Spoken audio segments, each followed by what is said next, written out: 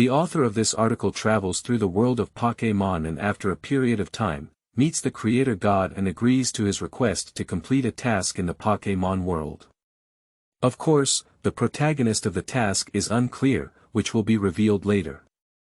The new Xiaozhi will attract more powerful Pokémon, making the adventure journey more difficult and the plot more exciting.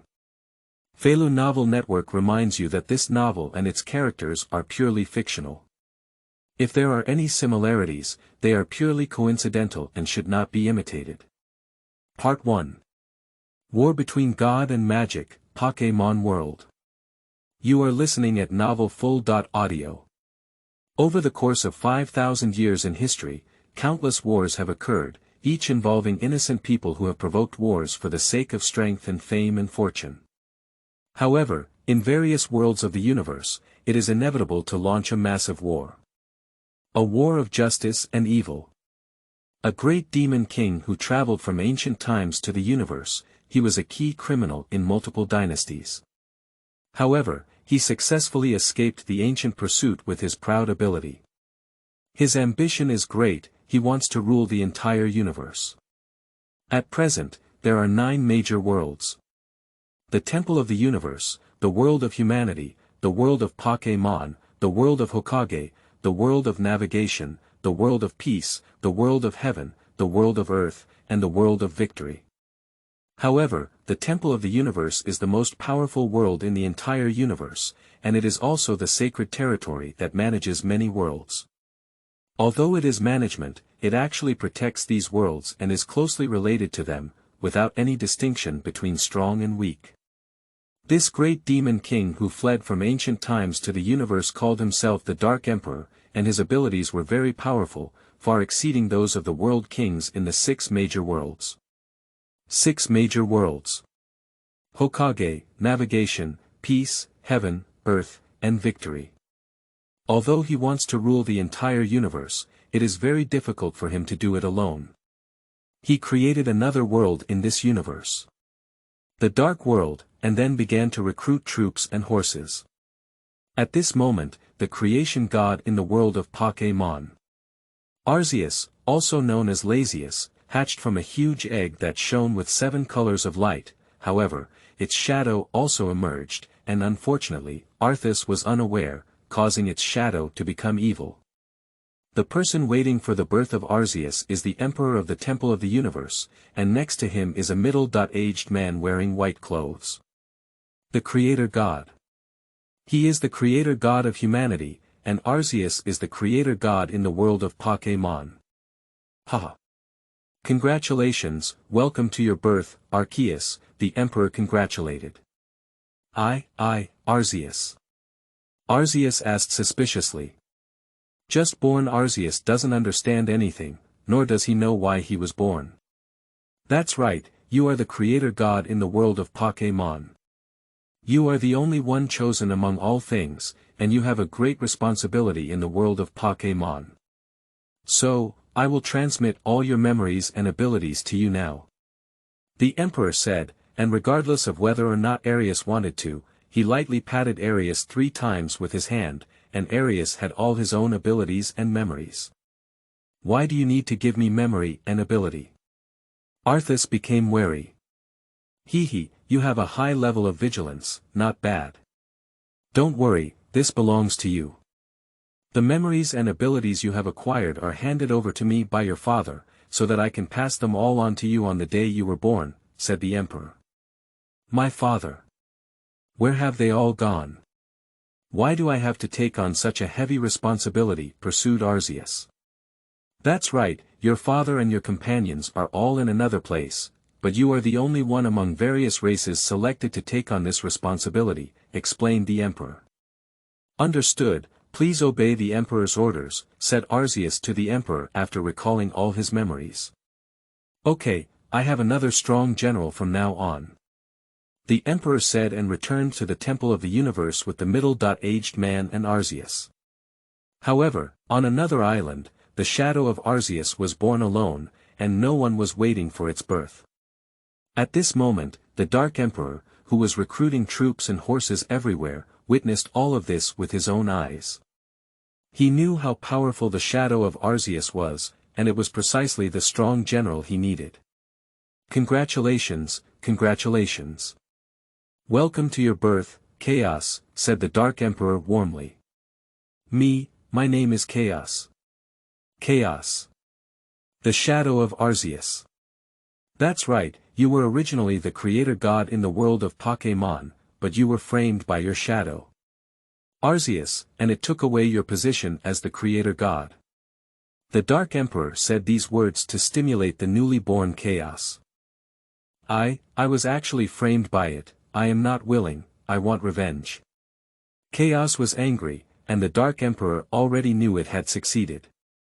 "Okay, should you follow me and let me help you snatch back everything that belongs to you?" The Dark Emperor launched an attack while the iron was hot. "Well, I'm willing to follow you," said Chaos. "Okay, Chaos, I am giving you an ability now. After you acquire my ability, you can create more dark Pokémon, which will be very helpful for you to reclaim everything from you in the future." The Dark Emperor finished speaking and passed on the power of darkness to Chaos. After gaining the power of darkness, Chaos began to create many dark magical treasures, and then continued to recruit troops and horses with the Dark Emperor in this vast universe. 500 years later, the Temple of the Universe. The birth of a prince. Congratulations to the Emperor, congratulations to the Emperor, the Empress has successfully given birth to a prince. The Divine Doctor reported. "Emperor, congratulations," said the Creator and Arceus together. "Ha ha ha. All right. Send the order and tell the world's kings to hold a feast for the birth of my son," the Emperor said happily. "Obedience," said the world envoy. However, in the past year or two, feasts have been held around the world.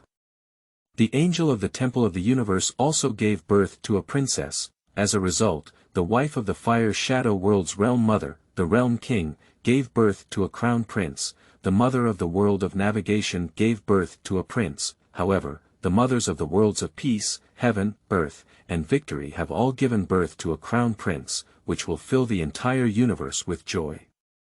At the same time, a baby born from the unknown world is hovering and drifting in various worlds.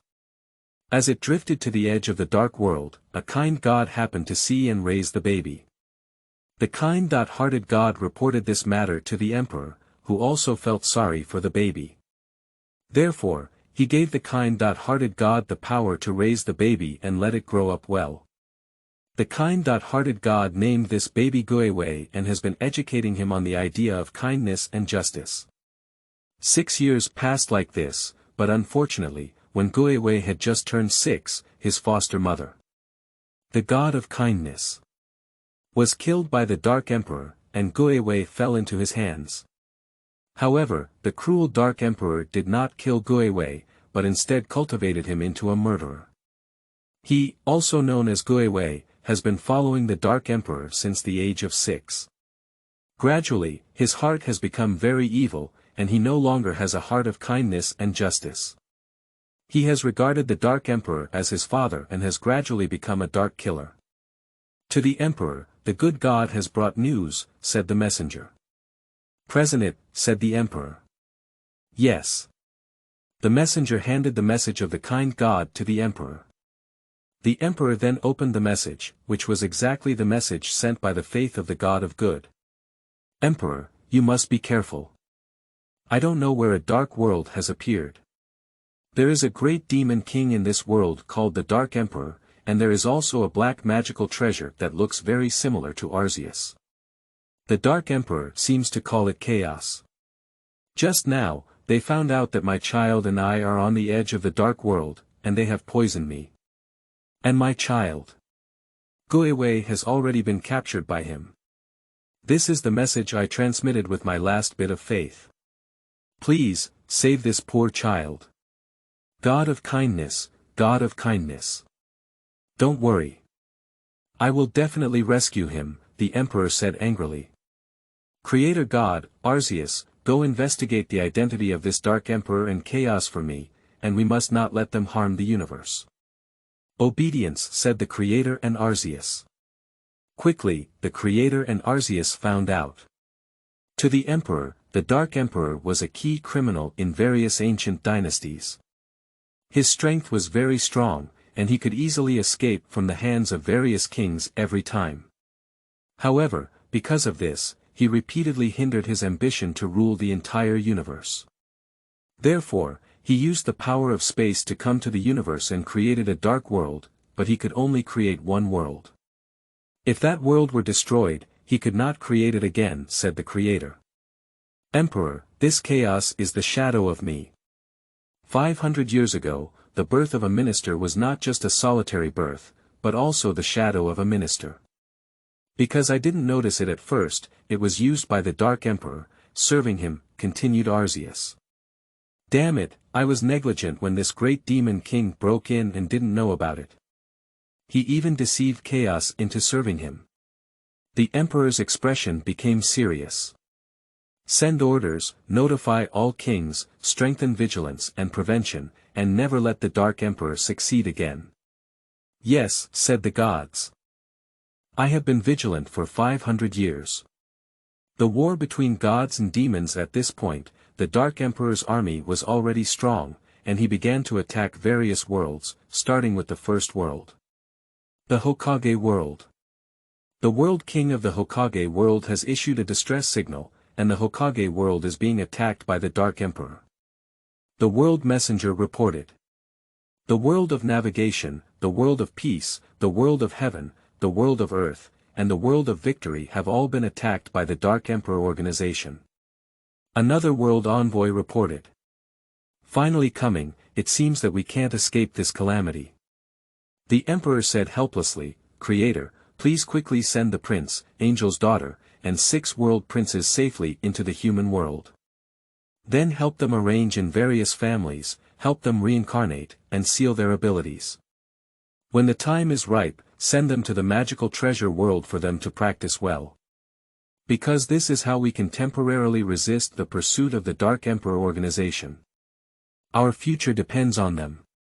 Explanation. 6 major worlds. The world of fire, the world of navigation, the world of peace, the world of heaven, the world of earth, and the world of victory. Obedience. The Creator God then went to various worlds to safely send the princes, and angel daughters of the 6 great worlds to the human world and help them reincarnate. Their names in the human world are Prince Chenbin of the Temple of the Universe, daughter of the Temple of the Universe Angel Chen Yunxia, Crown Prince Chen Guanfa of the Hokage world, Crown Prince Chen Qingchuan of the Navigation world, Crown Prince Han Guangming of the Peaceful world, Crown Prince Chen Guanghui of the Heavenly world, Crown Prince Chen Wei of the Earth world, and Crown Prince Jing Xingyuan of the Victory world. Subsequently, a war between gods and demons broke out. The Dark Emperor, who easily occupies the worlds of Hokage, Navigation, Peace, Heaven, Earth, and Victory, now has his next goal. The Temple of the Universe. As long as he successfully occupies the Temple of the Universe, he can easily enter and exit the human world, Pokémon world, and occupy the human world and Pokémon world. In this way, his ambition to rule the entire universe has been realized, but the universe will forever fall into darkness. The Temple of the Universe. The moment that determines the future. Report to the Emperor, the Prince, the Princess of the Angels, and the Princes of the 6 great worlds that they have successfully been born in the human world, said the Creator. Okay, I hope they can all be safe and sound, the Emperor said with concern. Report, the 6 great worlds have been occupied by the Dark Emperor. Fortunately, the 6 great realms kings have successfully escaped and have now arrived at the Temple of the Universe, but they have all been injured, said Arceus. Okay, it would be great to be able to escape. Di Huang is regretful that the 6 major worlds have been lost, summon the 6 great world kings into the palace. Yes, said the Creator, please bring the 6 great realms kings into the palace. See Emperor. The 6 great realms kings arrived at the main hall, and at this moment, the angels also came to the Emperor's side. Hurry up and give up. Unfortunately, this disaster has still happened. To save the entire universe, we can only rely on our children. Now, we must do our best to fight against the Dark Emperor and never let him succeed. The Emperor said firmly. Yes, we will definitely do our best to protect our universe and never let the Dark Emperor succeed. The 6 realms kings were very serious. Alright, prepare to form a formation, said the Emperor.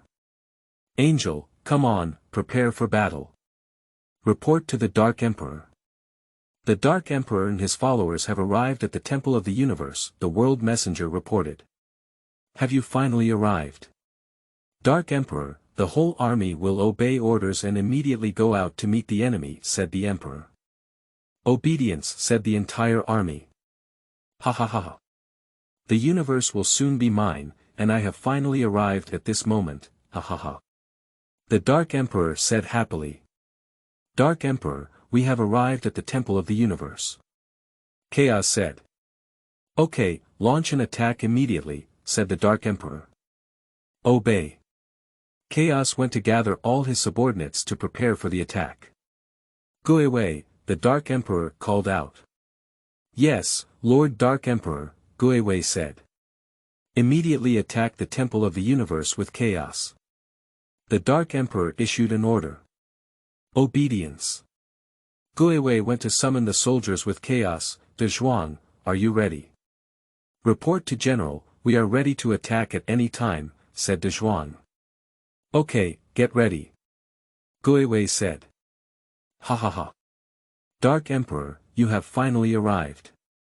The Emperor smiled and said. Emperor, hurry up and give me your throne. I have already occupied all 6 of your worlds, ha ha ha. The Dark Emperor is very arrogant. I cannot easily give up my throne to you, your ambition will never come true, the Emperor said firmly. Oh really? Then don't blame me for being impolite. The Dark Emperor launched an attack, the generals obey orders and immediately attack the Temple of the Universe, killing them all. Charge! Guiwei just spoke, and all the Dark Pokémon and soldiers began to attack. All the gods and generals, for the sake of our universe, our home, and our peace, please eliminate those dark forces. Go! The Creator also summoned everyone to resist. Thus, the soldiers of the Dark Organization began a great war with the Cosmic Divine Soldiers, Dark Magical Treasures, and Peace-Loving Magical Treasures. Dark Rift Seat, Dragon Scale Fury. Chaos commanded Rift Seat. Darkly, Nightmare God, the Wave of Evil. Guiwei also commanded his Pokémon.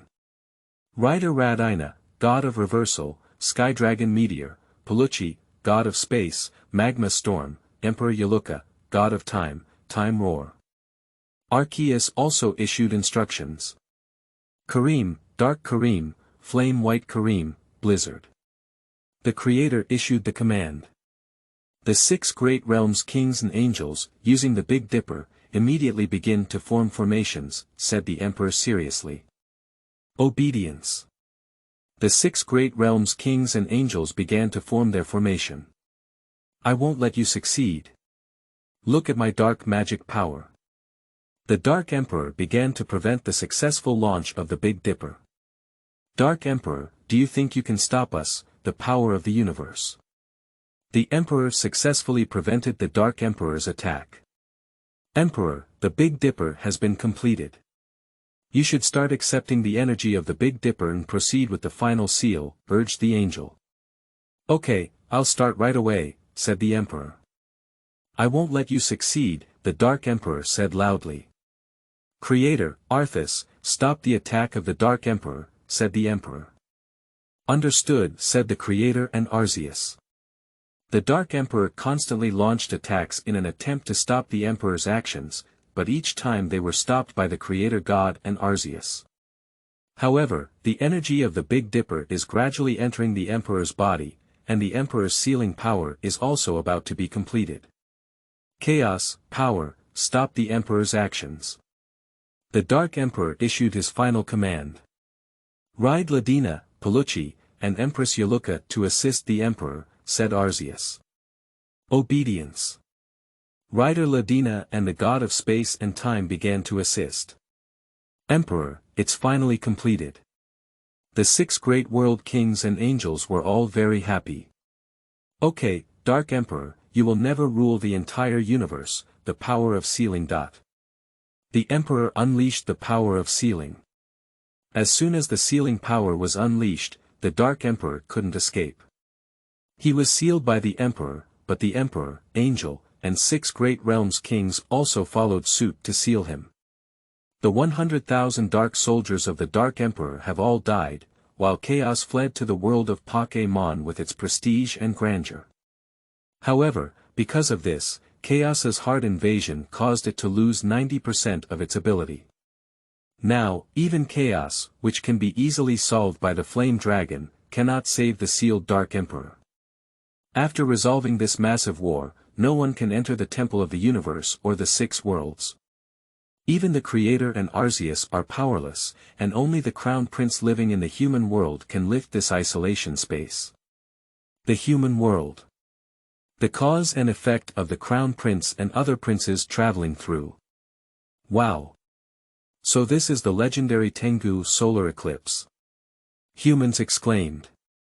In fact, this was caused by the sealing force exerted by the Emperor, and the humans in the human world are not aware of it. After this incident, the Creator God continued to take care of the Crown Prince and other princes. Arceus is preparing for the prince in the world of Pokémon. In this way, more than a decade passed quickly, and at this moment, the power of chaos gradually recovered. The day when the Dark Emperor lifted his seal was approaching, and the universe would once again go through a second great war. The time for the Crown Prince and his companions to enter the world of Pokémon has come, and the Creator God has begun to assist the Crown Prince and his companions in crossing the world of Pokémon. Now, they are launching the crossing space. So, our protagonist, Chen Bin, also known as Xiaozhi, and the prince's journey in the world of Pokémon began. Waiting for him will be a great responsibility. Part 2. Sea God and 3 Fantasy Pokémon. You are listening at novelfull.audio. The God of Fire, the God of Thunder, the gods of Ice are all sacred and inviolable. Violating the taboo of isolation will anger heaven and earth, and the world will embark on the path of destruction. The God of the Sea will appear to save the world from destruction, but it still cannot prevent the destruction of the world unless there is an excellent controller to appease the anger of the gods. Transfer screen.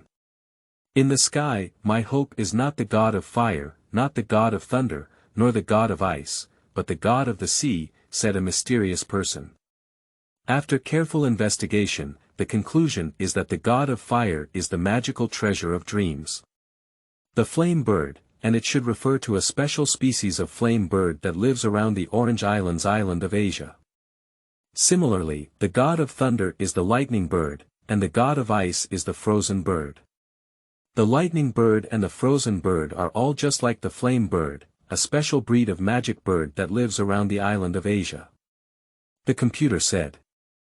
After all, it's all on the island of Asia. Yes, each one is a Pokémon that people want to get their hands on, but my goal is to go even further, that one. The mysterious man sat in a chair and said, with an electronic map in front of him, but it was interrupted by a computer. Detected the life reactions of 3 suspected fantasy Pokémon. Flame bird, frozen bird, and lightning bird, the computer said. Has it appeared? The mysterious person's chair flew up, actually rising. Which Pokémon is the closest? It's the flame bird of the fire god, the computer replied. Immediately after, the place where the mysterious person was located was a huge spaceship, and a machine appeared below it, then fired cold shells continuously towards the island where the God of Fire was located. The shell hit the land on the island, and the hit land quickly turned into ice, layers of thick ice, and then the island was almost surrounded by ice. At this moment, the flame bird that felt different temperatures, that is, the cold temperature, flew out of the cave and then flew towards the sky.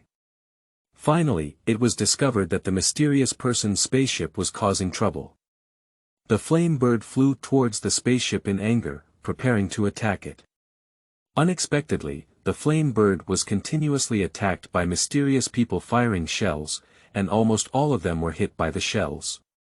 Finally, the spacecraft appeared with 2 halos, closely following the flame bird.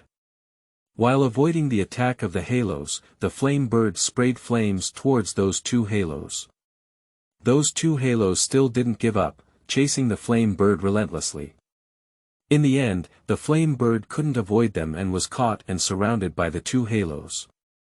After collecting the flame bird into the ring, the 2 halos turned into 4 again, forming a cage. The flame bird could not break free no matter how hard it tried, and was eventually forcibly brought back into the spaceship by the cage. Those 2 halos are called capture rings, which emit strong electric currents that even divine beasts cannot resist, and even electric divine beasts cannot resist. Inside the aircraft, from now on, my collection has increased again, known as the Divine Flame Bird. The next collection is also known as the Divine Lightning Bird, followed by the Frozen Bird. The collector, referring to the mysterious person as the collector, said, "But my greatest collection is something that no one has ever seen. From the depths of the sea, the god of the sea. Lokia." Narrator. With a blue sky, white clouds, and an endless sea, this is the Orange Islands scattered over the South China Sea. With the goal of becoming Pokémon Masters, Xiaozhi and his team left the uninhabited island and flew the rocket team's 2-man 1-meow combination, continuing their ocean journey between the islands. On this day, Xiaozhi and Yunxia headed towards the next island, and Xiaozhi also knew that the island was Asia Island, which made Xiaozhi take it seriously. He quickly took out the laptop given by the creator god Grandpa and exchanged the strongest lineup with Dr. Oki. They are Pikachu, Velociraptor, Female, Salamander, Spitfire, Fossil Pterosaur, and Frozen Bird. At this point, Xiaozhi no longer rode a dragon and flew towards the island of Asia on a fast dragon.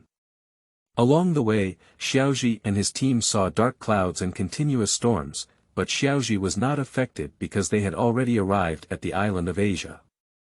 However, this weather made Pikachu take it seriously. It seemed to feel something, and then there were large groups of Carp Kings swimming rapidly towards the island of Asia.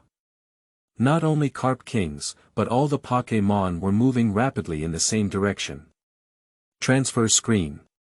Jinshin Town. Hi, Xiaozhi's mother, you're in such good spirits. Dr. Daiki rode his bike and parked in the backyard of Xiaozhi's house, although it wasn't very big. Ah, Dr. Daiki, the climate this year is even better than before, so everyone is growing very lush, said Xiaozhi's mother, Huazi. Not bad, the weather today is particularly nice. Dr. Daiki smiled and said. Suddenly, a gust of wind blew over, and soon all the white clouds in the sky of Jinshin Town turned into black clouds. Jinshin Town was in darkness and it was raining. The clever suction cup puppet opened an umbrella for Huazi and sheltered her from the rain, while Dr. Oki was not so lucky as he was caught in the rain. After a while, the rain stopped, but it was still dark, followed by cherry blossom isolation petals and then snow. It is impossible for it to snow in summer, which makes Dr. Oki and Hanako feel that things are not right. With the cry of the suction cup doll, Aurora appeared in the sky, and many flying magical treasures flew in one direction. And underground, too, there were many ground squirrels moving in the same direction, even lifting Dr. Oki's bicycle, and in the end, all of this disappeared. Transfer screen. Asia Island. After Xiaozhi arrived at the island of Asia, as soon as he retrieved the Kuaishou, he saw many rooster-headed people on the shore, which made Yunxiao a little scared. She hid behind Xiaozhi and tightly grasped his hand, while Xiaozhi remained calm. Suddenly, a girl arrived at Xiaozhi's place in a speedboat, and then a chicken-headed man spoke. Hey, isn't this Xiaomao? Said the chicken-headed man, and then he took off the chicken head from his head. It turned out to be a prop. So it's Xiaoyu, it's been several years since we last met. Xiaomao said when she saw the Xiaoyu, it's been 5 years since we separated from the teaching center on Xiaojuzi Island. How come you dress up like this? That's because we are holding a celebration, and starting from today, we will continue to hold celebrations, said Xiaoyu. You're still the same, a little witch who loves celebrations. Are you responsible for playing the flute this time?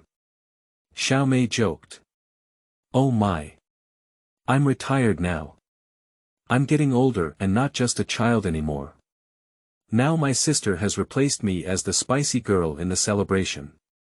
Xiaoyu said he's getting old. Where are the old girls going? What are you talking about, old sister? Who do you think is the celebration spicy girl? Suddenly, a girl wearing fashionable clothes and sunglasses said, I'm really unlucky to have an older sister like you. How did you dress up like this, the clothes for the celebration? Xiaoyu asked. No. I don't want to wear such tacky clothes, anyway, the celebration only starts after evening, the girl said with a strong temper. Ah, that's how she is. Ah, this is my sister Flora. She can also be a witch and become the protagonist of a celebration. Ah, times have really changed, sighed Xiaoyu. Actually, you're not old either. It looks like you're only 15 or 16 years old, while your sister is only 9 or 10 years old. Xiaozhi suddenly said. Hey, are you? Xiaoyu asked. Oh, I am a Pokémon trainer from Jinshin Town. My name is Xiaozhi, and this is my partner. Pikachu. The person next to me is my girlfriend, her name is Yunxia.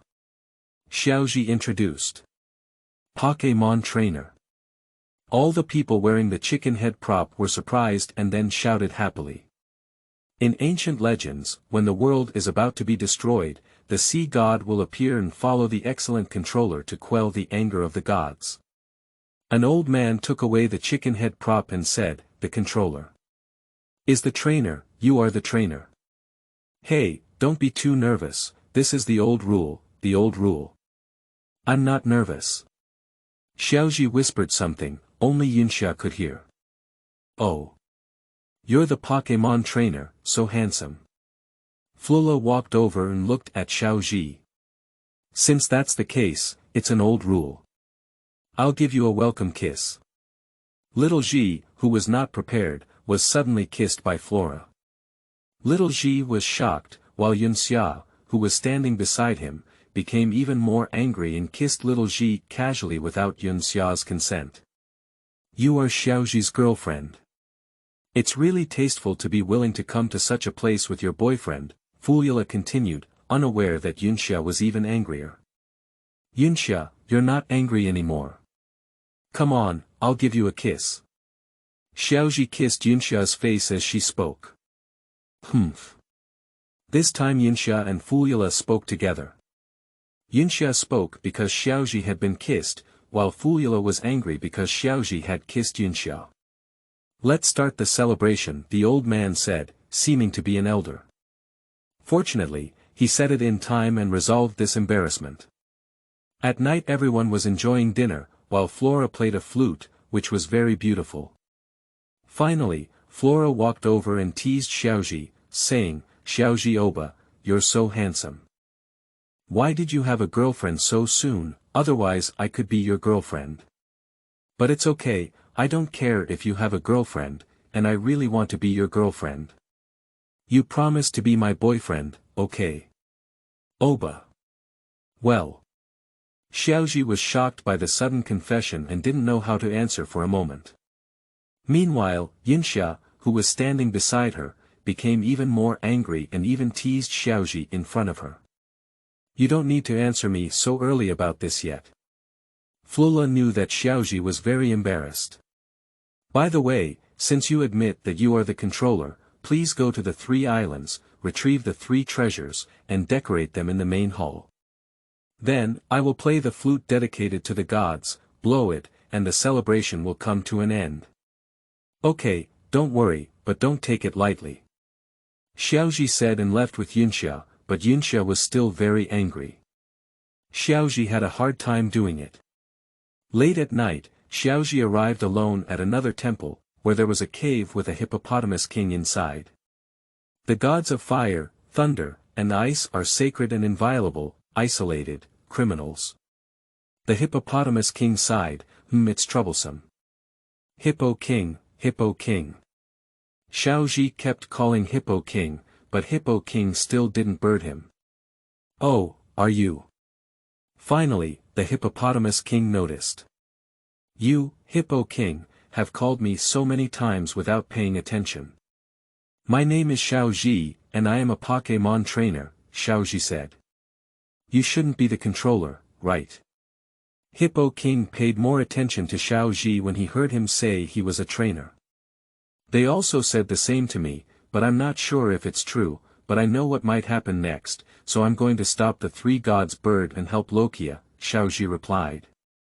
You actually know so well, it seems that you are really the controller. The hippopotamus king's eyes lit up, then I have to ask you next. Could you please go to the three temples and return those three treasures to their original place? Don't worry, I'll do it without you bothering me, Xiaozhi said. Then I'll go first. You can wait here for my good news. Suddenly, there was a rainstorm in the sky, which worried Yunxia, who found Xiaozhi missing, and Flora was the same. Finally, the two of them were able to unite to find Xiaozhi and Sanchin Island. In the sky. Spacecraft, the three forces of the past were just in balance, one of which I took away, and the collapsed part was buried, said the collector. Suspected life forms of lightning birds are moving towards the island of fire, said the computer. Transfer screen. Transfer screen again. The elder with a chicken head prop and other personnel were watching the weather report, while Dr. Oki and Hanako, who were coming by boat, were also watching the weather report. At this time, the weather is very bad, and there has been a change in deep ocean currents, especially in the Orange Islands. Dr. Oki's ship received a phone call, and Dr. Oki answered the call. I am Dr. Nike from the Orange Islands, said Dr. Nike on the other end of the phone. Oh, Dr. Nike. Dr. Oki said. The Pokémon of the Orange Islands have undergone a transformation, said Dr. Nike. Transfer screen. Xiaozhi here. Xiaozhi, who had already discovered something was amiss, flew towards the Fire Island on a fast dragon, and also released fossil pterosaurs and flamethrowers on the side to avoid any sudden isolation situations. In the spaceship at this moment, the flame bird struggled desperately in the capture cage, but did not break free, while the collector was watching from the side. Flame bird, no matter how hard you struggle, it's useless. You wait, soon. There will be someone to accompany you. The collector refers to the Fire Island. The lightning bird has invaded the territory of the flame bird, the computer reminded. Fire Island. Xiaozhi, Pikachu, Kuai Long, female, fossil pterodactyl, and Spitfire dragon arrived at the holy platform of Fire Island, which is the temple of flame bird, and there is a red bead in the middle of the rock. Xiaozhi forcefully took out the bead, only to see a bead with red and yellow isolation, colors intertwined and constantly flashing. This is what Flora called the treasure. Xiaozhi, who had obtained the treasure, was about to head to the next island when suddenly there was some electric current sizzling in the sky, and it was the god of thunder. The lightning bird that made this sound. The rocks touched by the lightning bird's electric current turned into electrical rocks, and soon the Fire Island became the Thunder Island of the electrical field. Suddenly, the lightning bird's electricity was completely absorbed by the sky, and it was a machine on the spacecraft that sucked away all the lightning bird's electricity. Soon, the Thunder Island surrounded by the electrical field turned back into the Fire Island. The spaceship slowly flew down, and soon all the electricity of the lightning bird was sucked away, making it temporarily unable to use electrical tricks. Immediately after, two capture cages flew out of the spacecraft, attempting to forcibly capture the lightning bird. Fossil pterosaur, using destructive death light, Spitfire dragon, spraying flames, Quick dragon, using dragon breath. Xiaozhi commanded. All three Pokémon used their ultimate moves against the capture cage to help the lightning bird, but it still didn't work. Since that's the case, there's nothing we can do. Go ahead, Master Ball. Xiaozhi threw the Master Ball at the lightning bird. Due to the fact that Master Ball is bound to be able to tame any Pokémon, the lightning bird was easily tamed by Xiaozhi. Xiaozhi quickly walked over to pick it up. But at this moment, the capture cage locked the target on Xiaozhi, who quickly used a Pokémon ball to retrieve the Velociraptor, female, Spitfire Dragon, and fossil pterosaur. At this moment, Xiaozhi was also controlled by the capture cage. Before he could use his superpowers, he was controlled by the capture cage. Xiaozhi endured the pain and couldn't break free. Carrying a Xiaozhi capture cage, Xiaozhi was taken back to the spaceship.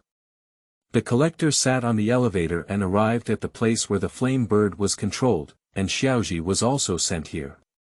The collector was very angry when he saw Xiaozhi. He controlled the catch cage and snatched the master ball containing the lightning bird from Xiaozhi's hand. He then released the lightning bird and sent another catch cage to control it. The collector then threw the master ball aside. After losing control of the capture cage, Xiaozhi and Pikachu, the collector did not value Xiaozhi at all and let him stay in place, regardless of him. "It seems that you underestimated me, but you will regret it." Xiaozhi smiled a bit mischievously. At this time, the news reported. The center of the deep-sea current anomaly is speculated to be on the island of Asia near the Orange Islands. Additionally, for some unknown reason, Pokémon around the world have started moving towards Asia, water Pokémon are moving in the ocean, and all Pokémon that cannot swim are concentrated on the shore closest to Asia. Regarding this phenomenon, we would like to ask for the opinions of Dr. Daiki and Dr. Nike. A male journalist is interviewing Dr. Daiki and Dr. Nike. There is a legend on the island of Asia that the gods of fire, thunder, and ice all reside there. If analyzed scientifically, a certain force called the god of ice freezes the sea, a certain life called the god of fire melts ice, which is the reason for the birth of ocean currents in the depths of the sea. Dr. Oji drew on paper with a pen, then, in the stirred seawater, the electricity of the god of thunder came into play, creating protein, the root of life. In short, the three gods interacted in a balanced manner, causing deep ocean currents to flow gently in creating the life of this planet. The center of deep ocean currents is the birthplace of life, which can be said to be the homeland of all life. The reason for the mutation is that due to the relationship between the three forces, it has lost its original balance due to some form of influence. I guess the Pokémon had a premonition of the demise of this planet, and their power may not be able to change anything. However, due to their close interdependence with the nature of this planet, the Pokémon instinctively felt that they had to do something and nature came together, said Dr. Nike. On the plane, besides Dr. Daiki and Dr. Nike, there was also Xiaozhi's mother. Hanako. Transfer screen. "Here at Hippo King, it's a headache," said the hippopotamus king. Quickly, the frozen bird hovered among these three islands, and Xiaozhi also saw this scene on the plane. The collector took another action and fired a shell at the frozen bird, which quickly avoided it. "Come out, frozen bird, quick dragon, and Spitfire Dragon." Xiaozhi released these three Pokémon. Spitfire Dragon uses a jet flame towards the capture cage that controls the flame bird, Quick Dragon uses frozen light, Frozen Bird also uses frozen light. Pikachu, you use 100,000 volts. Both the Quick Dragon and the Frozen Bird unleashed their freezing rays, followed by the jet flames of the flamethrower. As the fire encountered ice, it dissolved and then came into contact with water to produce hydrogen gas. Finally, the 100,000 volts used by Pikachu caused an explosion. The capture cage that controlled the flame bird was shattered by the Pokémon of Xiaozhi. The escaped flame bird sprayed flames at the capture cage that controlled the lightning bird, and suddenly the capture cage broke down. Finally, the flame bird and lightning bird looked at Xiaozhi's frozen bird and unleashed 100,000 volts and sprayed flames at the spaceship, opening two holes and then flying away. "Kuai Long, let's get out of here quickly." Xiaozhi and Pikachu rode Kuai Long, Spitfire Dragon, and Frozen Bird away from the spaceship. The escaped lightning bird and flame bird wreaked havoc on the spaceship, and in the end, the spaceship lost its flying ability and landed on Thunder Island. Finally, the frozen bird attacked the flame bird, and the lightning bird followed suit to participate in the battle. The flame bird used a powerful jet of flames, and the frozen bird used frozen light. The lightning bird also used 100,000 volts, and they fought fiercely. At this moment, a thick water hose appeared from the bottom and hit the middle of the three divine birds, tearing them apart. Now everything has turned into ice. At this moment, a magical treasure with a white body and a hint of blue appeared in front of everyone. "It's Lokia," said Flora loudly as she rushed over, and Yinxia followed along. "Trainer, let me hold them down now." "Hurry up and get the remaining two treasures," Lokia said to Xiaozhi with telepathy. "Okay, then I'll trouble you. I'll ask my frozen bird to help you." Xiaozhi also said to Lokia with telepathy. Lokia was surprised to know that Xiaozhi was speaking to it with telepathy, but due to time constraints, it didn't think much and went to stop the three divine birds. "Frozen bird, go help Lokia quickly," Xiaozhi said to Frozen bird, and then flew towards the nearest Thunder Island riding a fast dragon. Upon hearing the command, the frozen bird quickly flew over to help Lokia deal with the three gods' bird. As the frozen bird was not a recognized deity of ice, it was only natural that its strength was not as strong as the three gods' bird. Therefore, the frozen bird and Lokia fought very hard. Finally, Pikachu on Xiaozhi's shoulder called out a few words to the lightning bird, and the lightning bird retreated to the side, neither helping Lokia nor the flame bird, in a neutral state. Xiaozhi was very satisfied with this situation. Due to the fact that Kuailong is the fastest in flight, Xiaozhi quickly arrived at the Temple of Thunder Island and took out a treasure, which is also a pearl. However, the color has changed, it is yellow, isolation, color, and there is a small electric current inside, constantly rotating. Okay, the treasure of Thunder Island has been obtained. Next, we'll go to Ice Island, and the last treasure is there. Xiaozhi smiled and said, riding a fast dragon, flying towards Ice Island. Due to the confrontation between the Ice God, the Frozen Bird, and the Sea God, Lokia, and the Fire God, the Flame Bird, against the wise Frozen Bird, Lokia fell on the side. The Flame Bird easily suppressed Xiaozhi's Frozen Bird. Just as Xiaozhi was on his way to the Ice Island, the Flame Bird discovered Xiaozhi and flew towards him, using a jet of flames. Being suddenly sprayed with flames, the quick dragon narrowly avoided the attack of the Flame Bird. Although it did, it was held back by the Flame Bird and moved forward. The Frozen Bird saw this and wanted to come over to help, but was pushed away by a jet of flames from the Flame Bird. "There's nothing I can do, Flame Bird." "I'm sorry, go ahead, Master Ball." Xiaozhi threw the Master Ball again. Xiaozhi didn't have time to watch the overall process of Master Ball subduing the Flame Bird, because Xiaozhi knew that Master Ball would definitely be able to subdue the Flame Bird, so he quickly went to Ice Island. However, Lokia suffered great damage and was severely injured by the Ice God. The Frozen Bird.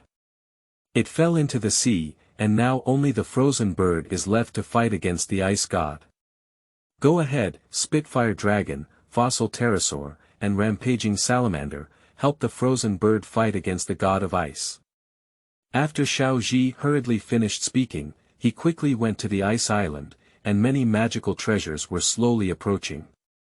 As the sea turned into ice, non-aquatic magical treasures could all come over.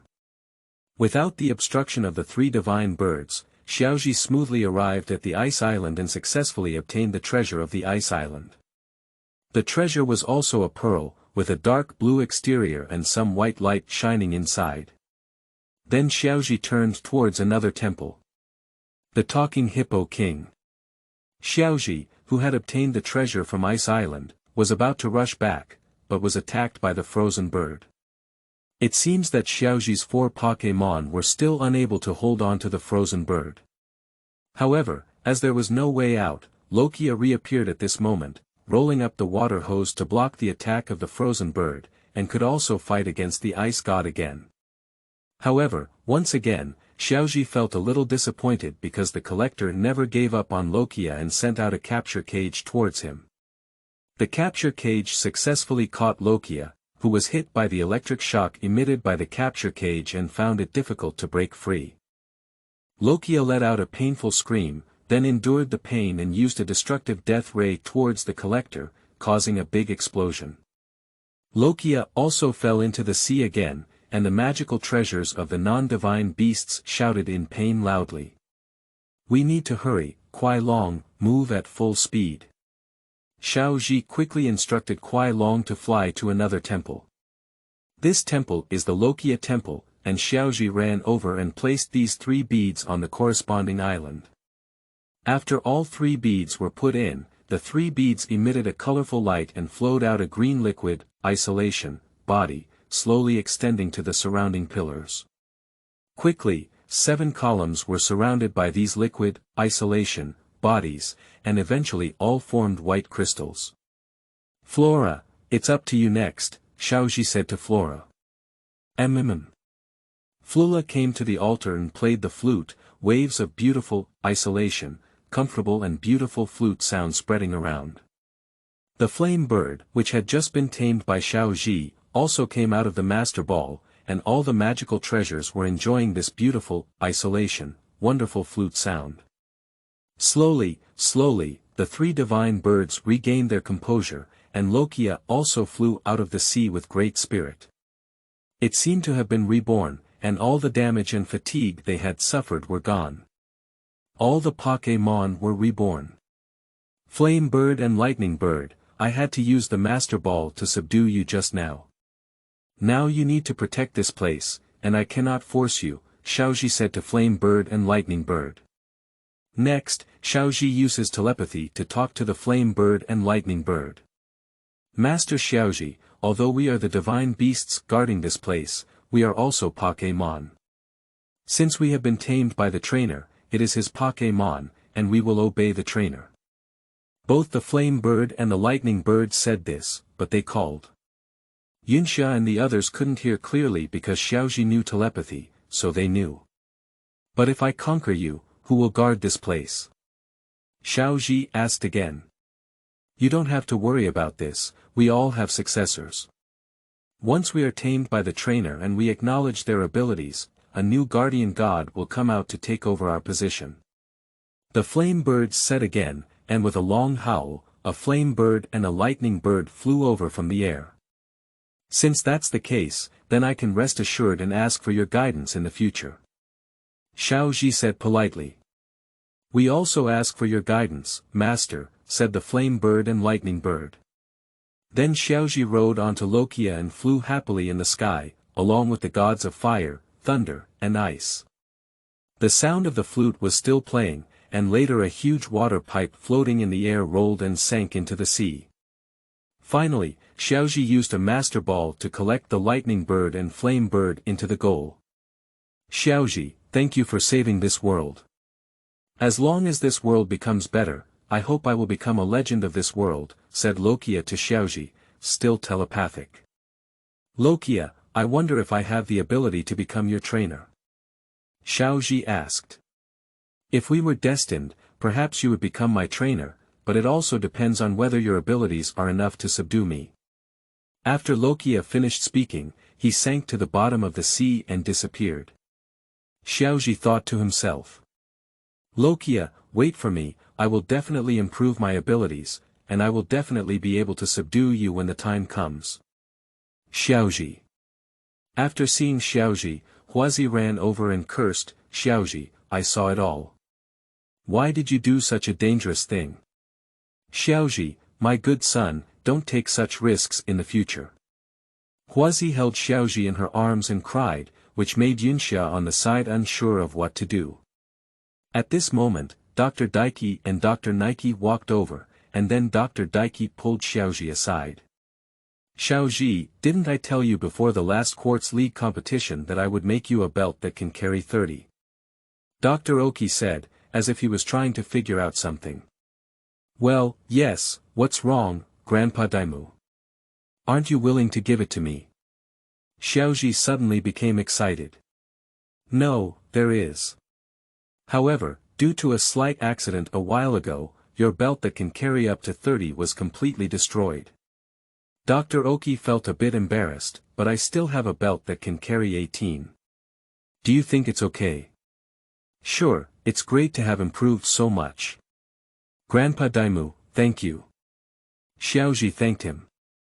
It's okay, the most important thing is that you're not angry, Dr. Daiki said, and then he left with Huazi and Dr. Nike. Then Xiaozhi pulled the Hippo King aside and said, Hippo King, you can speak human language, so you must be an old demon who has lived for thousands of years. How about going on a trip with me? What kind of old demon? He's still very young, okay. The Hippopotamus King was a bit angry. However, it's possible to travel with you, but who will guard this place? Don't worry, I'll tell you secretly that I can use superpowers, and then I can set a barrier here. Xiaozhi continued to coax the Hippo King. Actually, I knew you had superpowers a long time ago, so I won't beat around the bush with you. I've been waiting for you here for a long time, so I promise to travel with you. I hope you won't mind me, this old man, said the Hippo King. No, how could I despise you? Xiaozhi said, by the way, you said you've been waiting for me all along, why?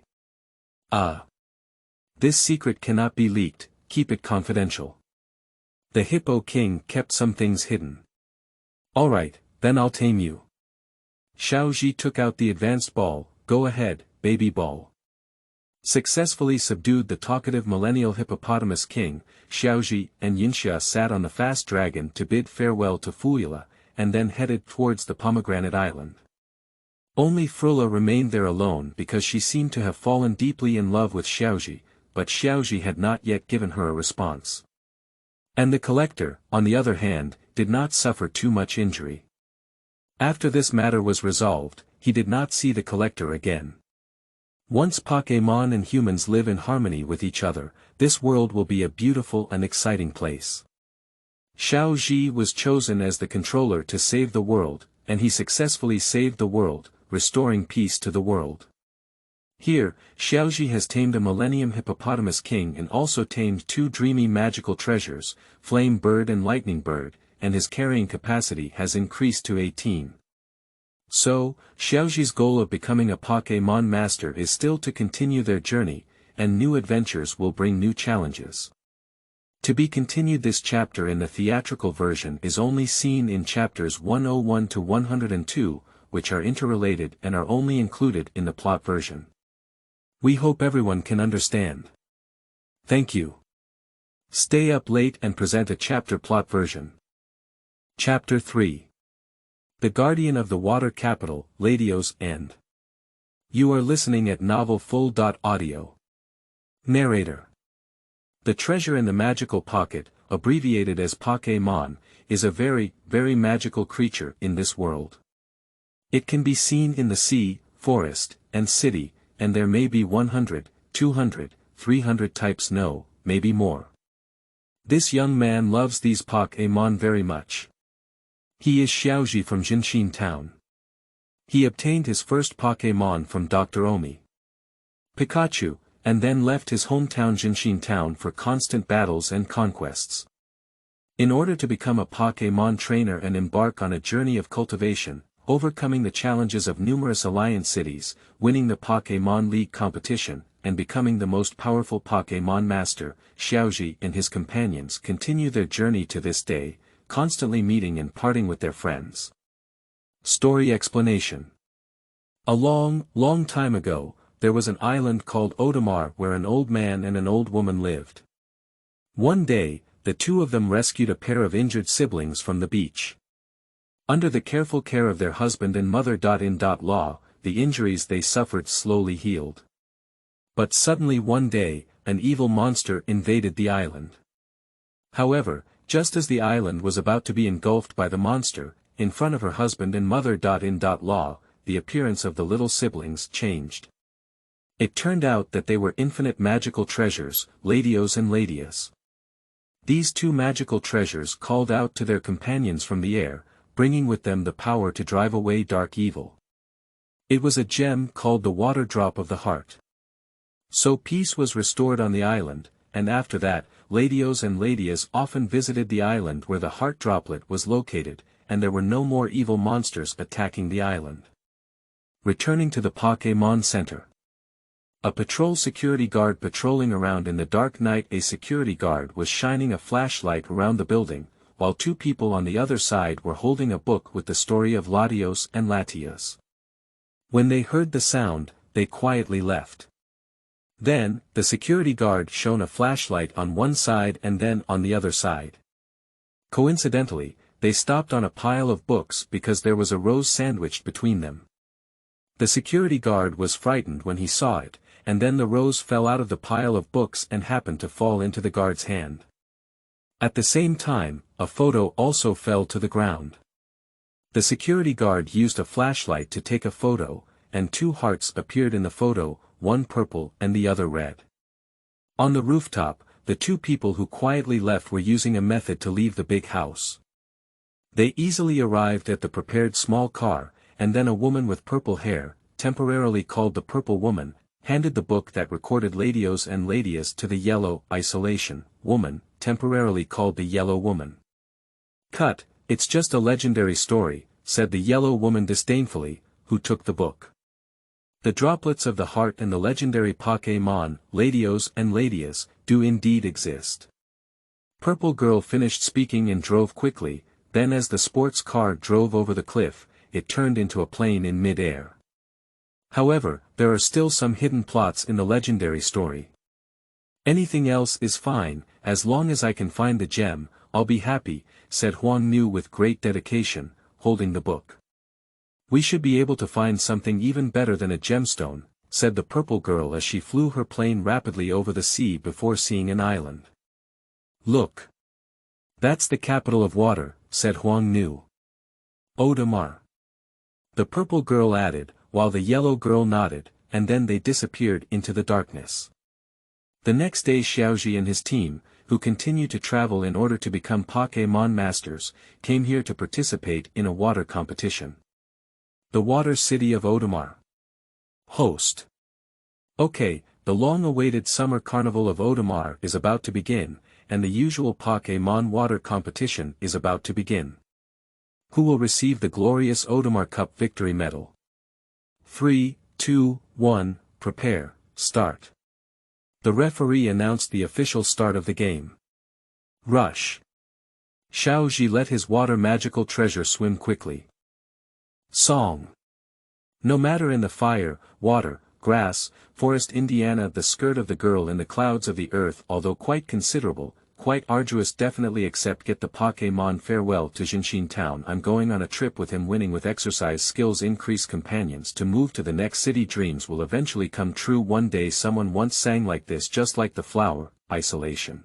Bud will bloom dreams will eventually come true no matter when or what.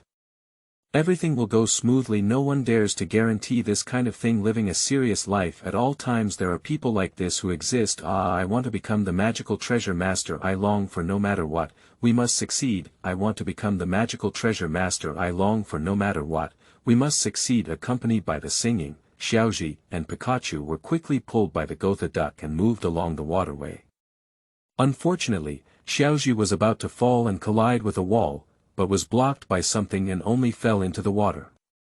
Then, for some reason, Xiaozhi felt something pulling him and moving rapidly, and it was two invisible objects moving to help Xiaozhi.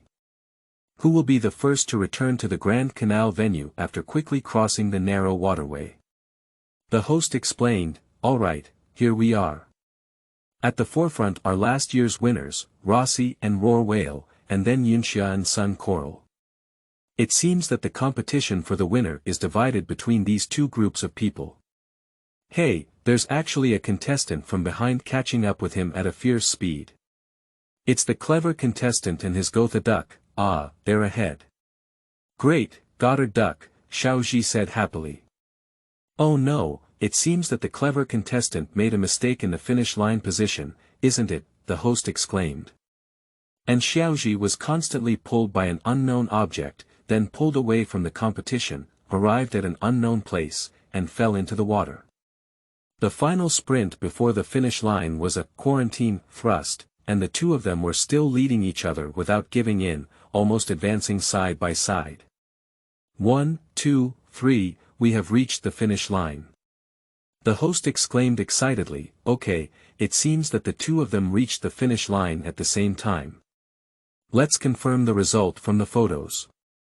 Okay, the horns are in front, and the first to arrive is the sun coral. Okay. The audience cheered excitedly. Ah, amazing, thank you, sun coral. Yunxia happily hugged sun coral. Congratulations, to celebrate your victory, I'll give you a ride on my boat, Rossi, the trainer of the roaring whale, said to Yunxia. The ship. Yunxia was very puzzled. Great, Yunxia, ha ha ha. Xiaojiang was very happy to know that Yunxia had become the champion. Where's Xiaozhi? On the other hand, Xiaozhi lost the competition due to unknown creatures, and he also comforted the Gotha duck beside him, so that it didn't need to be sad. Finally, after the scene was discovered by the two unknown creatures, he left immediately. Subsequently, Xiaozhi and the others sailed together on the water in Rossi's boat. How about it? Do you like the Audemars Cup victory medal you won? Rossi asked Yunxia. Yes, of course I do. It's very beautiful. Yunxia raised the victory medal. Mr. Rossi, may I ask what that is? It's on that pillar. Oh, the one on the right is Ladios, and the one on the left is Ladios. Legend has it that they saved this city from disaster, explained Rossi. That is to say, this is the guardian god of Audemars, said Xiaogang. You're right, Rossi confirmed. The legendary Pokémon. Xiaozhi fell into contemplation. By the way, this is also Ladios and Ladios, isn't it? Yunxia referred to the medal of victory in her hand. The people in the city firmly believe that even now, they are still guarding Audemars, said Rossi. Oh, Xiaozhi and the three of them said. Transfer screen.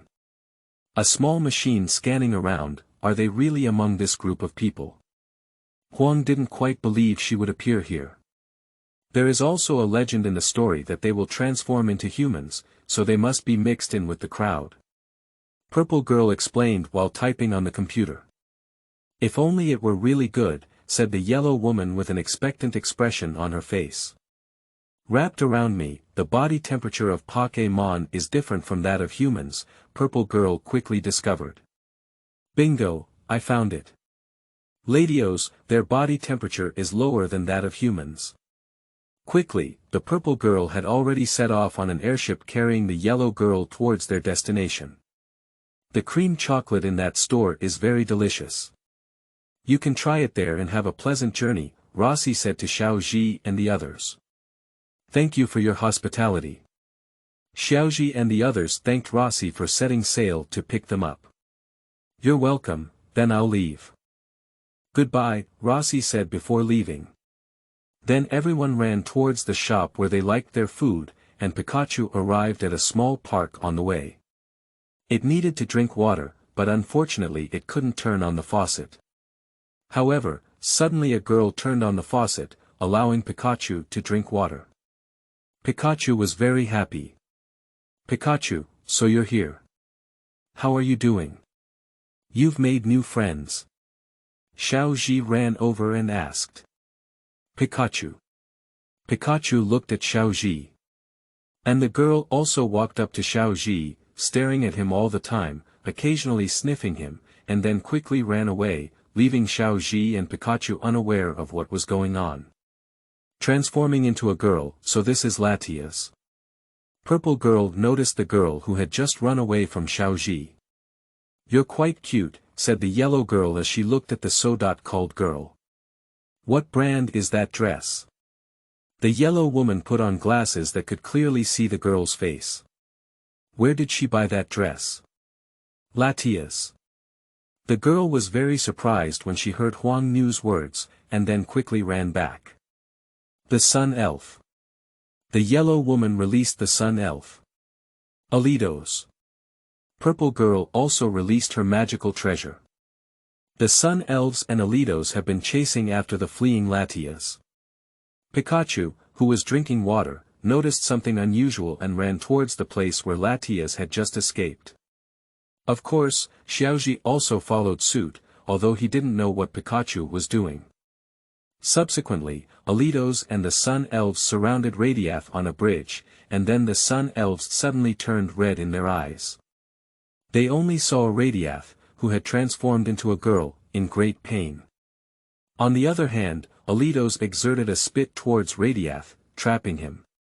"You haven't done anything wrong, why should you run away?" Huang and her companions rushed over in an airship. "We just have something to talk to you about," Purple Girl said to Latias. "Pikachu! Pikachu!" shouted loudly. "What are you doing?" Xiaozhi saw that Ladias, who had transformed into a girl, was trapped by Ladios' spit and was helping Ladias out of trouble. "We are just confirming the child's taste," Huang NV replied. "They don't like this.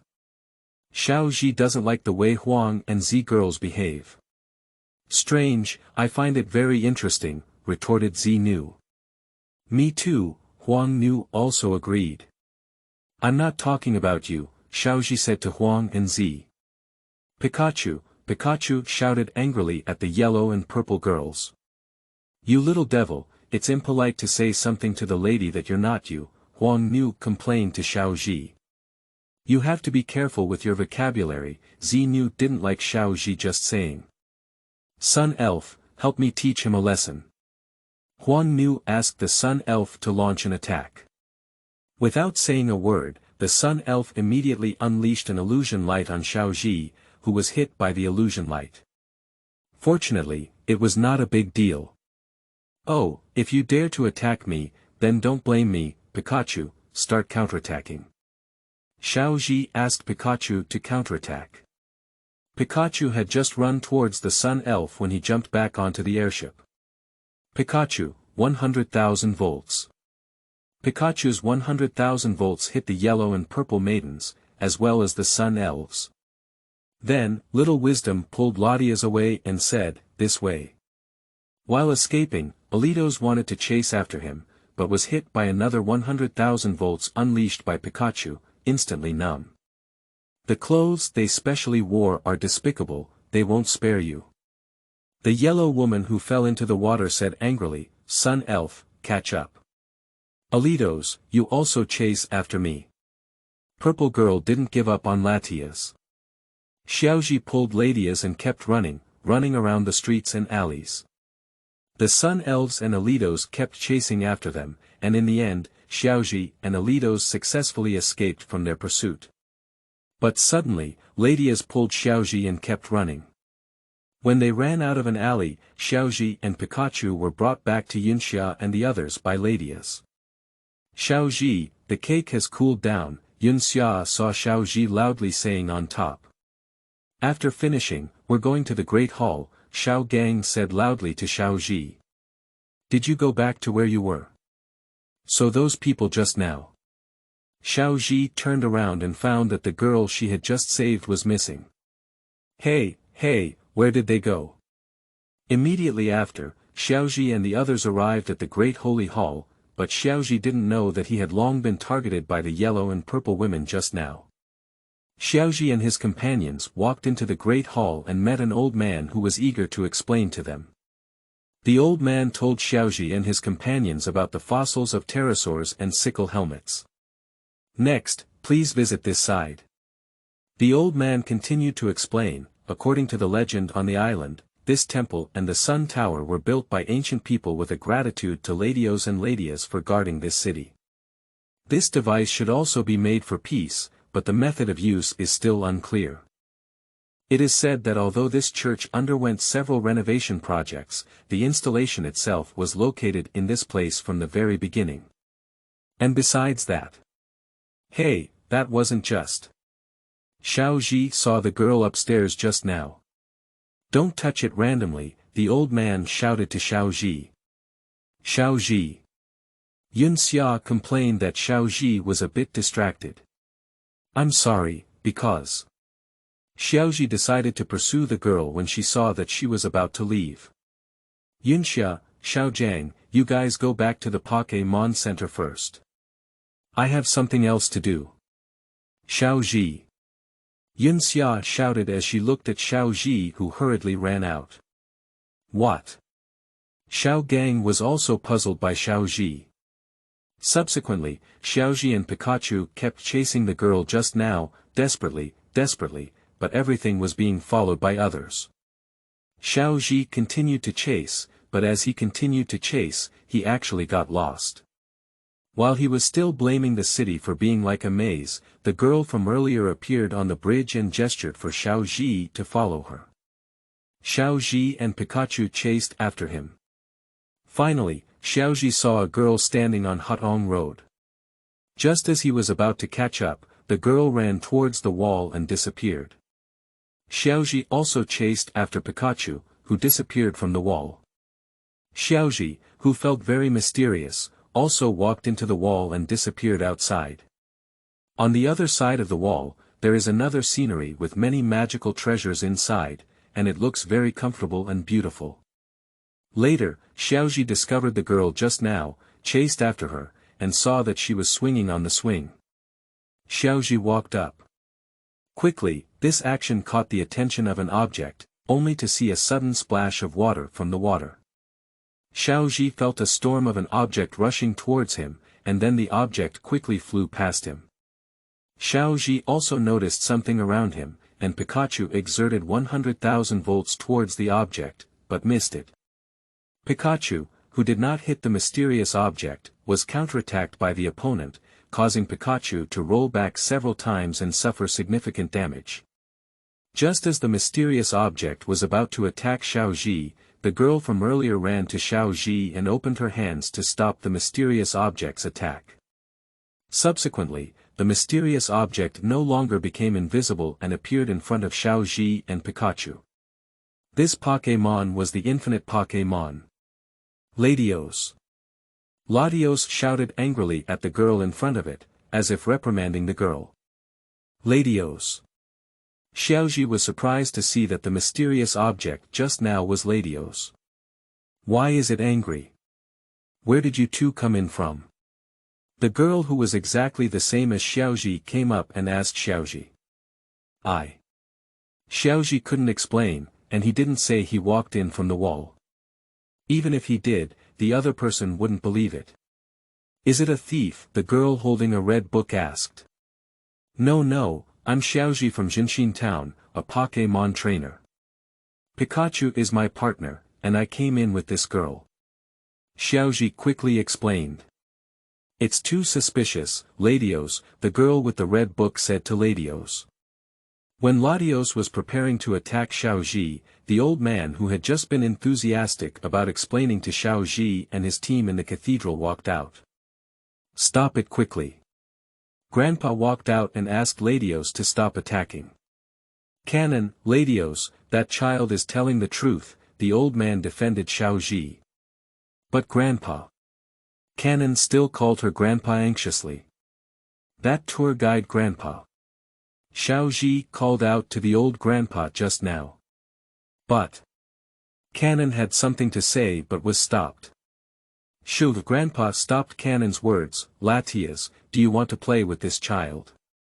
The girl who walked in with Xiaozhi nodded at the old man, indicating that she liked him very much. Latias. Xiaozhi almost understood. Quickly, Latias took Xiaozhi's hand and then let him sit on the swing. She also stood on the swing and swung it with Xiaozhi. Well, so you're Latias, no wonder you kept calling me and didn't answer me. Xiaozhi already understood. The girl just now transformed into Latias and played happily with Xiaozhi. It seems that Latias really likes him, the old man said as he saw Latias flying around beside Xiaozhi. Later, Ladios flew to Pikachu's side, which startled Pikachu. However, after slowly talking to Pikachu, Pikachu was no longer afraid of Ladios. Ladios licked Pikachu's little face, but Pikachu was no longer scared.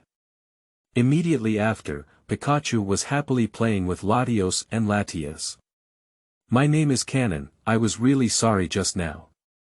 Canon apologized to Xiaozhi. Our family has inherited the traditions of our ancestors, and each generation of descendants is guarding this secret flower, isolation, garden to visit the islands Ladios and Ladios. The old man explained all of this to Xiaozhi. They are both siblings, Latios is the older brother, and Latias is the younger sister, Canon explained to Xiaozhi. Latias has been playing with Xiaozhi all along. Latias suddenly called Latias, and their eyes turned white. Then Latias flew into the water, while Latias was always by Xiaozhi's side. Soon, Xiaozhi and their surroundings changed. Xiaozhi saw something wonderful and was very puzzled. What's going on? Xiaozhi asked. Ladios and Latias show us the world in the water, Canon explained. It's a dream teleportation, the old man added. It's a trick to teleport what you see to others. It can be seen that it warmly welcomes Xiaozhi and Pikachu. Canon said to Xiaozhi, Ladios and Ladias, they have brought the power to drive away dark evil. That is a gem called the heart droplet, and peace has been restored on the island. After that, Ladios and Ladias often visit the island where the heart droplet is located, and no evil monsters will attack the island again. It turns out that the ancestors of Ladios guarded this island, said Xiaozhi. That's it, that's right, the old man replied. Is this picture the same as the one of the great cathedral? Xiaozhi asked. This picture records the power and true usage of the heart droplet. The old man looked at the heart droplet in the water with his little wit, that is the heart droplet. Our ancestors created a device that let out the mysterious power hidden in the heart droplet by the radios to protect this island. You must ensure that you will not tell anyone what you see today. Please rest assured. Xiaozhi assured. She said she still wants to play, Canon translated Latia's words, but she didn't know Xiaozhi could understand. But I have to leave too. I'll come play with you again next time, Xiaozhi said to Latias. So go back quickly, the old man said to Xiaozhi. Little Xi and the others didn't know that a small object had already secretly followed in, after all, everything was seen by the yellow and purple women. Okay, Xiaozhi nodded. Goodbye, Ladias and Ladios. Where is this? Xiaozhi was taken by the old man to a room. This is where I work, said the old man. The repair shop for the small boat, explained Canon. Oh, Xiaozhi understood. When it's not busy here, I also work as a tour guide. Grandpa walked out with Xiaozhi and Canon. Canon, take Xiaozhi back to the Pokémon Center. Okay, said Canon. At night. Those two women started taking action. Grandpa's repair shop. Grandpa was repairing a small boat when a sun elf walked in and attacked Grandpa, causing him to faint. The sun elf, very good. The yellow woman praised her sun elf. This place is not bad, why not set up my villa here? Huang Nu and the others walked to the place where Xiaozhi came to play with Ladios and Ladias today. They found that the strange Ladios was angry and quickly charged towards Huang Nu and Zi Nu. It seems that the people living here don't want to move out yet, Huang continued. Oh, really? The purple girl finished speaking together with the yellow girl, they avoided the attack of Ladios. Let's keep them as our pets, said the yellow woman, and then both Ladios and Ladias disappeared. They have disappeared, said the purple girl. It seems that they not only have the ability to transform, but it will be a bit difficult to find them. The yellow lady once again avoided the invisible attack of Ladios. Subsequently, both the yellow and purple women put on sunglasses, and could see the traces of Ladios and Latias. With it, sun elves, high-speed stars. The yellow woman instructed the sun elves to launch an attack. The sun elves unleashed the high-speed stars at the invisible radios, who was hit and injured by the high-speed stars. Subsequently, the sun elves were also attacked by the invisible radios. Ladias, Eritos, the curse of the night. The purple girl asked Eritos to launch an attack. Ladios cast a dark curse on Latias, and a black and red light shot towards him. However, Latias was not attacked because her brother Xiaozhi blocked the attack. I won't let you have time to escape, look at me. Purple Girl threw out a machine, which then turned into a net. Ladios was trapped by the net and even attacked by it, suffering great damage. She fell to the ground and moaned in pain. Humph. The yellow woman saw that Latias wanted to save her brother, Sun Elf, Phantom Light. The Sun Elf emitted a colorful beam of light from the beads on its forehead, and Latias was hit by the Phantom Light, falling to the ground and groaning. Sun Elf, charge. The yellow woman continued to let the Sun Elf launch an attack. The Sun Elves rushed towards Radiath, intending to use an impact, but were stopped by Radiath. Radiath endured the pain and kept talking to Radiath, urging him to flee quickly. The Sun Elf, illusory light. Ladios, spit silk. Ladios, who was seriously injured, was once again hit by the Phantom Light and spit, and screamed again. Latias wanted to go over and save her brother, but was stopped by Ladios. Ladios asked Ladios to quickly escape. Finally, with the help of Ladios, Latias successfully escaped. Let it escape, said the yellow woman as she looked at Latias who had already escaped. Catching one is enough, and... Purple Girl walked over to grab the droplet of her heart, it's really tight. Be careful not to damage it, Huang reminded. I know. Xinu pulled hard, and the drops of water in her heart were pulled out. I found it, Purple Girl said happily, holding the computer. What are you talking about? Isn't the gem already found? The yellow girl was puzzled by the purple girl. Didn't I tell you that legendary stories all have hidden plots? The old man used the power of his heart's water droplets to protect this island forever. In other words, the device that uses the power of his heart's water droplets is something that humans only need to come out of, so this should be something that records the usage method. Xinu kept typing on the computer. What is written on it? Huang Nu asked.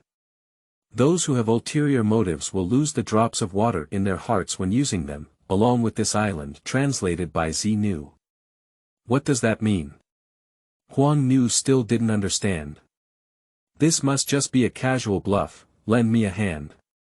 Purple Girl took the heart droplet from Yellow Girl's hand, the answers have all been solved.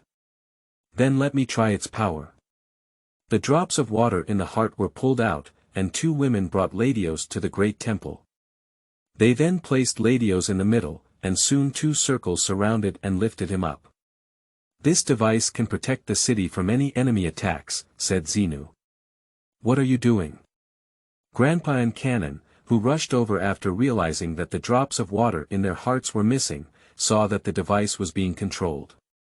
Another meddler has arrived, coming to clean up, Sun Elf, illusion art, said Huang Nu.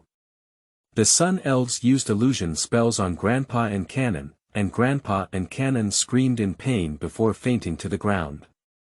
So let me give it a try, said the purple woman as she put the drops of her heart water into the device, which quickly changed. On the other hand, Latias found Xiaozhi, and Latias transformed into Cannon to wake up Pikachu and Xiaozhi. Xiao Gang and Yunxia were also awakened. Little Ji ran over to inquire about something, and Ladios hugged him, feeling very sad. However, this made Yunxia angry. Finally, with Xiaozhi's explanation, Latias returned to his original state, and Yunxia no longer became jealous. Xiao Gang also understood. On the other side, Grandpa and Cannon were both tied up by Ladios with spitting silk, while Cannon kept shouting at the fainting Ladios. Ladios finally woke up. Ladios wanted to break through the ring but couldn't break through, and instead, he was also injured by the ring. Unable to do anything, Ladios will use a dream teleportation towards Ladios. In Ladios' little intelligence, they see the condition of Ladios. Little intelligence, they see that Ladios, Grandpa, and Cannon have all been arrested. Come on, the performance time has begun, let's show you the power of the heart water drop. Purple Girl sat in and began to control the entire device. Stop it, this is not something you can control. Grandpa wanted to stop it but couldn't stop it. Subsequently, the Purple Maiden sent the resurrected fossil pterosaur and sickle helmet to retrieve Ladios. Seeing the whole thing, Xiaozhi kept explaining to Xiaojiang and Yunxia, and demanded the protection of Ladios. Quickly, the entire city was sealed off, with many thorns everywhere, all very sharp, and the entire city was filled with iron pillars and thorns. In the end, only Xiaozhi, Pikachu, and Latias were able to escape from the Pokémon Center. Xiaozhi decided to help Latias rescue Latias. On their way to the Great Sanctuary, Xenu sent a fossil pterosaur flying over to catch Latias. Just so carelessly, Latias was caught by a fossil pterosaur and wanted to bring him back to the cathedral. Damn it, use 100,000 volts. Xiaozhi had to let Pikachu launch an attack. Pikachu used 100,000 volts to hit the fossil pterosaur, and the attacked fossil pterosaur released its claws. Latias fell into the water, and then Latias quickly flew in fear, completely unable to listen to Xiaozhi's words. Damn it, come out, fossil pterosaur. Xiaozhi released the fossil pterosaur, go stop this fossil pterosaur. Xiaozhi's fossil pterosaur angrily launched an attack on the resurrected fossil pterosaur, only to see them fighting fiercely. Latias, who had regained his sanity, flew back to Xiaozhi's side and continued to follow him to save her brother. It would be dangerous for Xiaozhi to go alone to save Ladios. Since that's the case, come out, Fork Bat, go help Xiaozhi. Xiaojiang released the Fork Bat. Bullfrog Lord, Sun Coral, Storm Carp Dragon, please do it to you. Yunxia also released her magical treasure. It's this kid again. Xenu saw Xiaozhi on the screen. Those who have ulterior motives and use the drops of their hearts will cause irreparable regret. Don't do anything foolish, the old man desperately tried to stop them. Threats are useless to me. With this power, even if I want to take over the world for myself, I can do it. Xenu didn't care about anything. Lien. Huang Nu was very worried about Xenu. Xiaozhi is still running towards the Great Temple, but the second fossil Pokémon sent by Lien, the Sickle Helmet, comes out again to block it. Just as the Scythe Helmet was preparing to launch a surprise attack on Xiaozhi, the Tyrannosaurus Rex, Bullfrog Lord, and Sun Coral all used water guns against the Scythe Helmet, and the Forked Bat also used air cutting. The Scythe Helmet's surprise attack was unsuccessful, and the Scythe Helmet, which was hit by the triple water gun and air cutting, clearly suffered significant damage. It's you guys, thank you for helping me. Xiaozhi could tell that it was Xiaogang and Yunxia who had their Pokémon come to support him. Since that's the case, come out, Goddard Duck. You can also go and help. Gotha. The Gotha Duck quickly ran over to confront the Sickle Helmet. Let's go, Ladios, Xiaozhi quickly said to Ladios. Let me give this thing a try again, Lien said as she controlled the screen, concentrating all the water together to form a water tornado, equivalent to a flood. She refused to let Xiaozhi go. The flood controlled by Lien rushed fiercely towards Xiaozhi. Xiaozhi quickly turned around and ran, while Latias and Pikachu followed suit. I will never let you run away, Lien continued to control the flood. Xiaozhi's speed is far from comparable to that of a flowing flood. Soon, the flood quickly surrounded Xiaozhi and slowly poured out a large amount of water around him. Xiaozhi in the middle couldn't avoid it and was surrounded by the flood. Xiaozhi and Pikachu struggled in pain in the water, as if they were about to suffocate. This is a tribute to you, kid. Lien seemed to want to put Xiaozhi to death. Feeling that Xiaozhi and Pikachu were in danger, Latias turned white in his eyes. Then a powerful wave of light rushed towards him, causing the flood to disperse. Xiaozhi and Pikachu escaped the constraints of the flood, and Latias collapsed due to his weakness. Ah, what? Lien exclaimed in surprise as the control screen burst instantly. Ladios, don't worry about it. Xiaozhi quickly ran over, very concerned about Ladia's health. Pikachu also called out with great concern. Lady! Ladia exclaimed happily and flew away. Okay, let's go. Upon learning that Latias was fine, Xiaozhi, Latias, and Pikachu continued to run towards the great temple. What did you do, Latias? Ah! Lien couldn't control the screen anymore. Immediately after, the place where Lien was sitting suddenly closed, trapping Lien inside, and then began to rotate rapidly, with many powerful electric currents sizzling around the device. The water droplets of the heart are constantly changing, and the more the water droplets of the heart change, the more painful Ladios becomes. It is obvious that this device has lost control. The Sun Elf. The yellow girl saw that Xiaozhi and the others had already arrived at the great holy temple. Pikachu, 100,000 volts. Xiaozhi quickly let Pikachu attack. The yellow woman, who had not had time for the Sun Elves to attack, was attacked by 100,000 volts along with the Sun Elves and knelt down with a scream. Cannon, Mr. Bengley. Xiaozhi ran over to save Cannon and Grandpa. Xiaozhi. Cannon called out to Xiaozhi. Pikachu, electric shock. Xiaozhi instructed Pikachu to attack Irito's silk. The silk that bound Cannon and Grandpa was hit by Pikachu's electric shock, causing cracks. Soon, Xiaozhi easily rescued Cannon and Grandpa. On the other side, Latias was worried about his brother and desperately collided with the ring, but to no avail. Instead, he was injured. Stinky kid, remember it to me.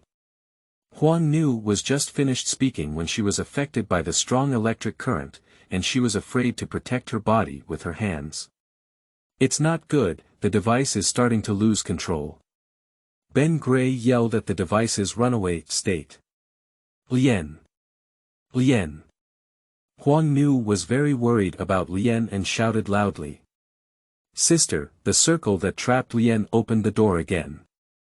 Lien called out, Yellow girl, and then closed the door again, before starting to run wild again. Ladios will die, Cannon said with great concern. Pikachu, hurry up, 100,000 volts. Xiaozhi quickly instructed Pikachu to attack the ring. Pikachu exerted 100,000 volts towards the ring, but was bounced back. Xiaozhi ran over to save Ladios, but was also bounced back. Finally, Latia's eyes turned white again, and then he used all his strength to hit the ring, which allowed him to come into contact with Latias. With the help of Ash, Cannon, and Bengley, Latias was successfully rescued from the ring, and the device came to a stop. It stopped, is it broken? Whatever it is, it's okay, Huang said as she looked at the device that stopped rotating. Great, Ladios, Cannon said happily as he saw Ladios wake him up. What are you doing, Lien? Get up quickly. Huang Nu jumped up to Lien's side and woke her up. What happened to the result? Lien, who woke up, asked. You went too far, Huang said to Lien. Xiaozhi. Yun Xia and Xiao Gang also caught up. Don't blame me now, I'll confiscate the droplet of my heart. Let's retreat, Huang said to Lien, then jumped over to take the droplet of my heart. Damn it, what's this? Why has the color changed all over? What should we do? Ah, that can't be touched. Ben Gray shouted to stop Huang Nu from trying to take away the droplet of his heart. But there was no other way. Huang Nu had already touched the heart droplet with her hands, and then the heart droplet emitted a powerful light wave, bouncing Huang Nu away. As a result, the heart droplet shattered, and the entire device once again went berserk. Those who have ulterior motives will have their hearts polluted and lose the drops of water when using them, along with this island, Ben Gray said of this great danger. Quickly running outside, Xiaozhi and the others saw the sea disappear. How could it be? Cannon couldn't believe it. The city is sinking, Xiaozhi and the others saw the entire city sinking, and Ben Gray said in fear. Not only that, but a large flood that appeared from somewhere has hit this city, and many houses have been washed away. Seeing this situation, Ladios and Latias quickly flew towards the flood. Then, Ladios and Latia's bodies emitted a white light, and then they combined to form a huge white ball of light, rushing towards the flood. Finally, the huge light ball that rushed towards the flood emitted countless huge rays of light, which dissolved the flood. In the huge light ball, Ladios held the hand of Ladios, and then Ladios moved away from him. The entire huge light ball once again emitted a dazzling light, forming a beam of light that shot straight into the sky. You see, it's the sea. Yunxia saw the sea return once again, with a large amount of water rushing into the city. The city returned to its usual state, and then the fossil pterosaur and sickle helmet transformed into a ray of light and returned to the fossils in the great temple. It's all you who made things so complicated. Gems are gems, as long as they're beautiful, that's all. The yellow woman blamed Lien. Didn't you see the power of this device? Lien asked Huang Nu. Yes. I will definitely put it away properly, said Huang Nu. Anyway, sister, you don't understand. Lien blamed Huang Nv for not understanding. Where is the value of these things? It has been like this since before, Huang and Lien argued. What does it mean to be like this from the past? You evolved my stinky flower into a king flower without my consent. What I want is a beautiful flower, Lien blamed her sister again. Please, that was hundreds of years ago, said Huang Nu helplessly. Don't say you've forgotten about the kindergarten thing now, Lien said angrily to her sister. Oh, women who love to hold grudges are the least likable. Huang Nu still looked indifferent. What are you saying? Lien gritted her teeth and became even more angry. Suddenly, the door closed again and Lien and her sister were trapped inside. Ah, what are you doing so loudly when you're free? Huang Nu blamed Lien. Sister, you spoke up first. Also, your hairstyle is too eye-catching. Lien pointed out that her sister's hairstyle is eye-catching. You're really noisy, Huang shouted angrily. The sun rises, and the beautiful dusk reflects on the sea. Ladios. Ladios. Xiaozhi and his team rowed a small boat on the sea and kept shouting at Ladios and Ladios. Pikachu. Pikachu discovered something. Xiaozhi and his team looked over and saw the giant winged flying fish carrying the already unconscious Ladios on its back. Next to the giant winged flying fish, there were two lantern fish protecting it. Ladios. Xiaozhi picked him up. Ladios, cheer up, Ladios. Great, Latias, where is Ladios? Asked Canon when he saw Latias wake up. Latias looked at Canon and then at the sky. So that light is. Canon and the others understood. Ladios sacrificed his life to save this city, said Ben Gray. Ladios, Xiaozhi said sadly. Subsequently, Latia's eyes turned white, which was a dream telephoto. Xiaozhi and his companions were taken to the universe, and then a drop of heart water fell back into Canon's hand.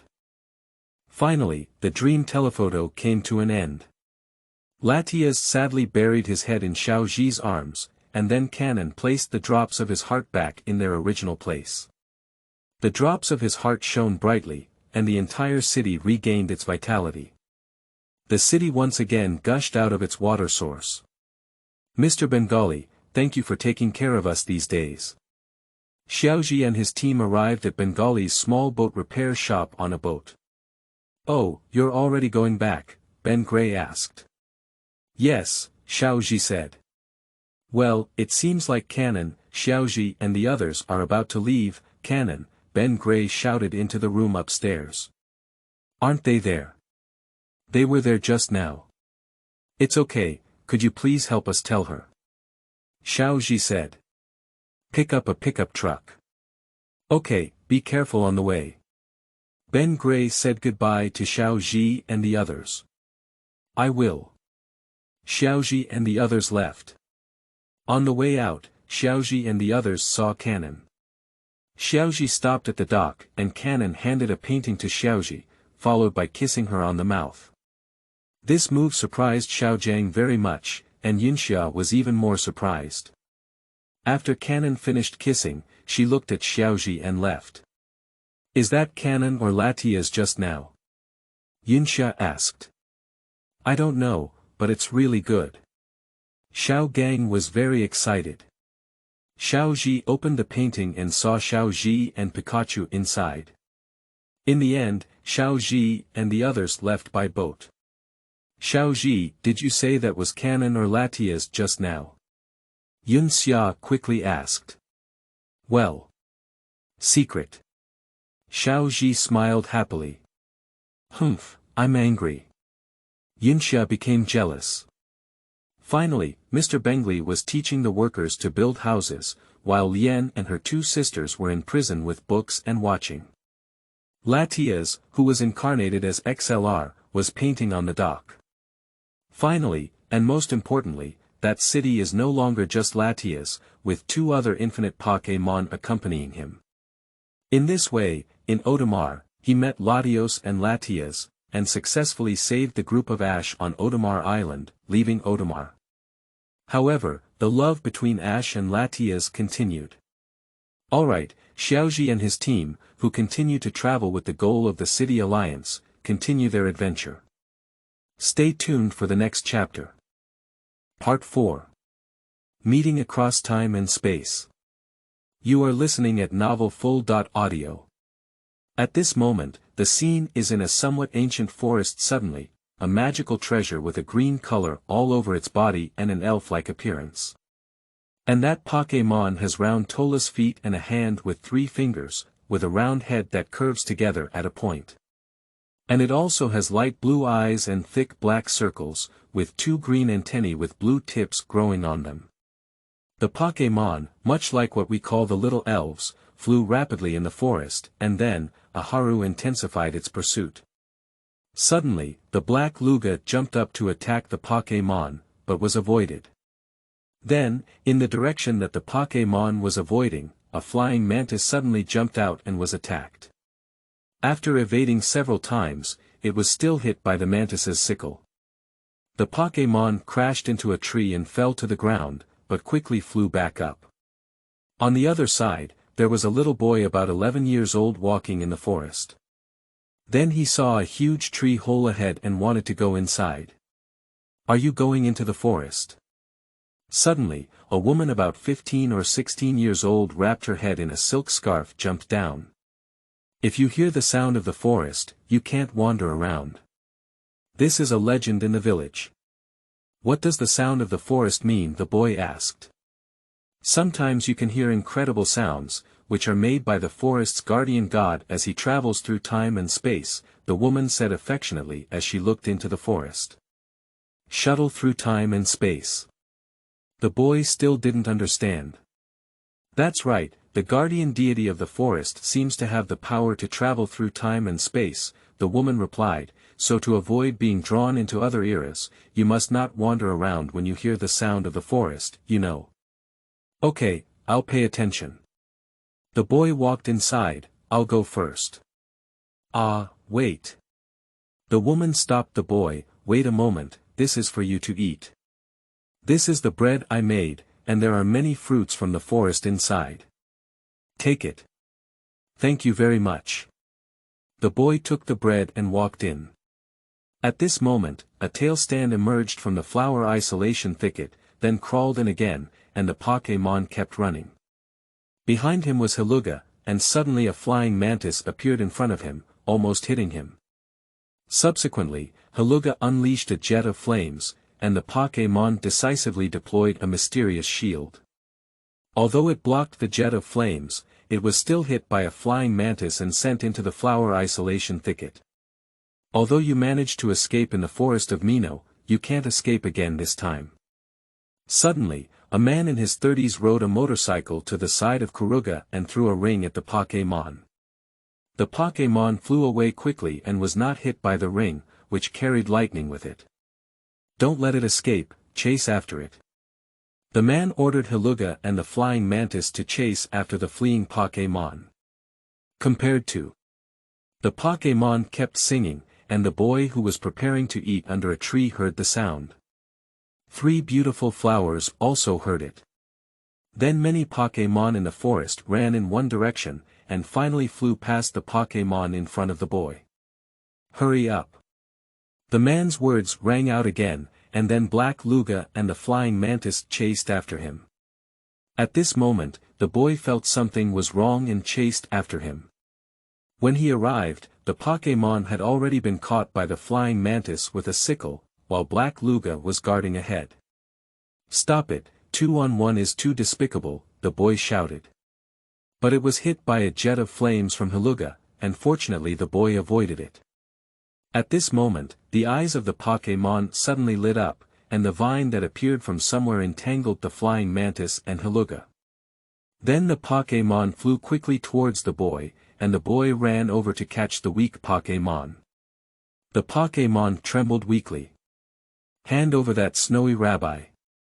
At this moment, the man riding a motorcycle drove over and ordered the boy to hand over the snowy rabbi in his quarantine.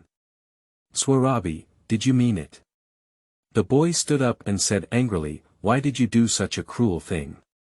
I am a hunter, and my job is to catch rare Pokémon and then sell them for a high price.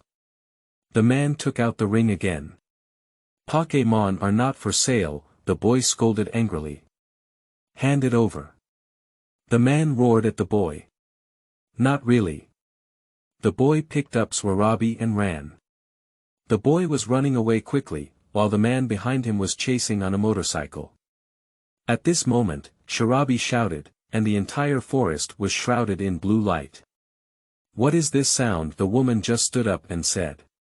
At this moment, the boy fell down holding Swarabi, who was still shouting. Then Swarabi emitted a bright light, and a dazzling white light flashed past. Both the boy and Swarabi disappeared, and next to him, there were several high rocks resembling a deity. In 40 years, tell me the truth about the location in the forest where you let Swarabi escape 40 years ago.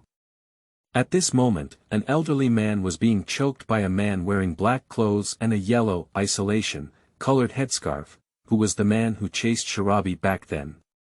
It's my prey, I won't tell anyone, the old man said one by one. Humph. You're so stubborn. Then the black man pulled the old man out and threw him aside, and then asked Ben to come over and release Banhila, who was trapped in the cage. That's it, the old man asked as he saw the black man take out a black Pokémon ball. Dark Pokémon ball. The black man said wickedly, go up, dark Pokémon ball. This can make the captured Pokémon become evil and increase its power to the maximum. Come out, evil Banjira. The Banjira, who had just emerged from the cage in fear, was quickly subdued by the dark Pokémon ball. After being released by the black man, the Banjira became even more evil instead of afraid. Destroy to your heart's content. The black man smiled and said, hearing his command. Evil Banhila kept using the destructive death light to destroy everything around her. Ah, how could it be, my Banjira? The old man crawled over and begged the black man, stop your hands quickly. I'll tell you where that forest is. Hee hee hee hee. Ahahaha. Ahahaha. The black man laughed wickedly. At this point, the main text has just begun. Narrator. Xiaozhi and his team, who continue their journey with the goal of appearing in the City Alliance, are waiting for the ferry to arrive at the next town. However, as the departure time is approaching, Xiaozhi and Pikachu have not returned yet. Really, where did Xiaozhi go to play? Yunxia complained while holding Poppy. Go ahead, cross-shaped bat. Xiao Gang released the cross-shaped bat. On the other side, Xiaozhi actually engaged in a battle with a chubby guy, allowing Pikachu to fight against the opponent's blue crocodile, but ultimately won. The cross-shaped bat that finally rushed over was urging Xiaozhi. Xiaozhi quickly ran towards the port. Although the ship sailed, Xiaozhi still caught up in the end. Oh, Xiaozhi's dream is to become a master of Pokémon, said a man with his back leaning against the oar. Yes, Xiaozhi nodded and said. There are many magical treasures in the forest near my village upstream of this river. The man introduced his village. Mr. White, please make sure to take me to see that forest, Xiaozhi begged. No problem, I'm going to change to my own boat ahead. You can come together, White said. Thank you. Xiaozhi thanked him. Pikachu. At this moment, Pikachu saw a sacred-looking Pokémon in the forest and shouted happily in that direction. That was the Pokémon just now. Xiaozhi said after seeing the Pokémon, I didn't expect Shui Jun to appear here. You're really lucky to see such a rare magical treasure, White said to Xiaozhi. Later, Xiaozhi and the others boarded White's boat while transferring and headed towards his village. Wherever the little devils go. Musashi said at this moment. Our rockets team will follow wherever we go, said Kojiro. We must never give up Meow before we catch Pikachu, Meow Meow said firmly. But if you step on it for too long and it turns into a carrot leg, how will you compensate me? At this moment, the three of them were stepping on the flying sail. I won't do it anymore. Ah, didn't I say I couldn't stop, shouted Kojiro, and soon they were blown away. Mr. White. Yunxia exclaimed with concern as she saw the waterfall flowing rapidly ahead. No problem, don't worry. After White finished speaking, his boat flew up and then flew up, stopping under a large tree house. Okay, here we go. White said to everyone. It's a tree house. Xiao Gang said happily when he saw it. This is our village, Guya village, White said to everyone. Then Xiaozhi and the three of them bid farewell to White and walked towards the depths of the forest. Soon, they arrived at the tree hole. As they were about to enter, suddenly, wait a moment. Suddenly, an elderly female voice called out to Xiaozhi and the others, I haven't seen you before. Are you going into the forest? Ah. Yes. Xiaozhi looked bewildered, but still answered. You'd better listen to Grandma's words. Suddenly a younger woman appeared behind Xiaozhi and the others. Ah, that's for sure.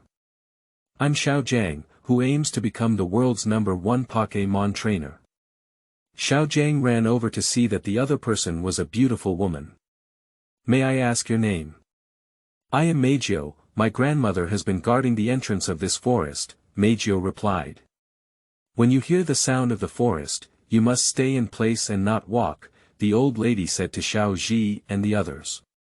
The sound of the forest. Yunxia didn't understand. This is a legend here, Miku answered. If you don't want to get lost in the forest, follow the legend.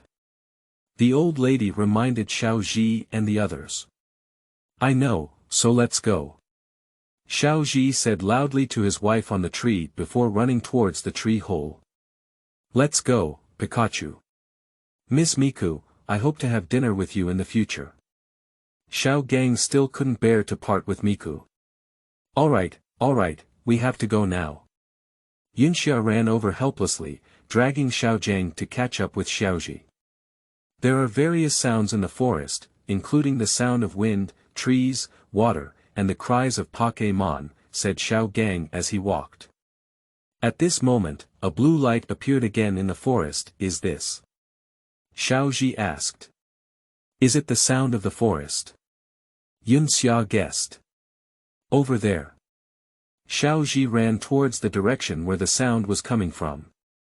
Xiaozhi. Yunxia chased after her. Hey, it's best not to walk. Xiao Gang also chased after him.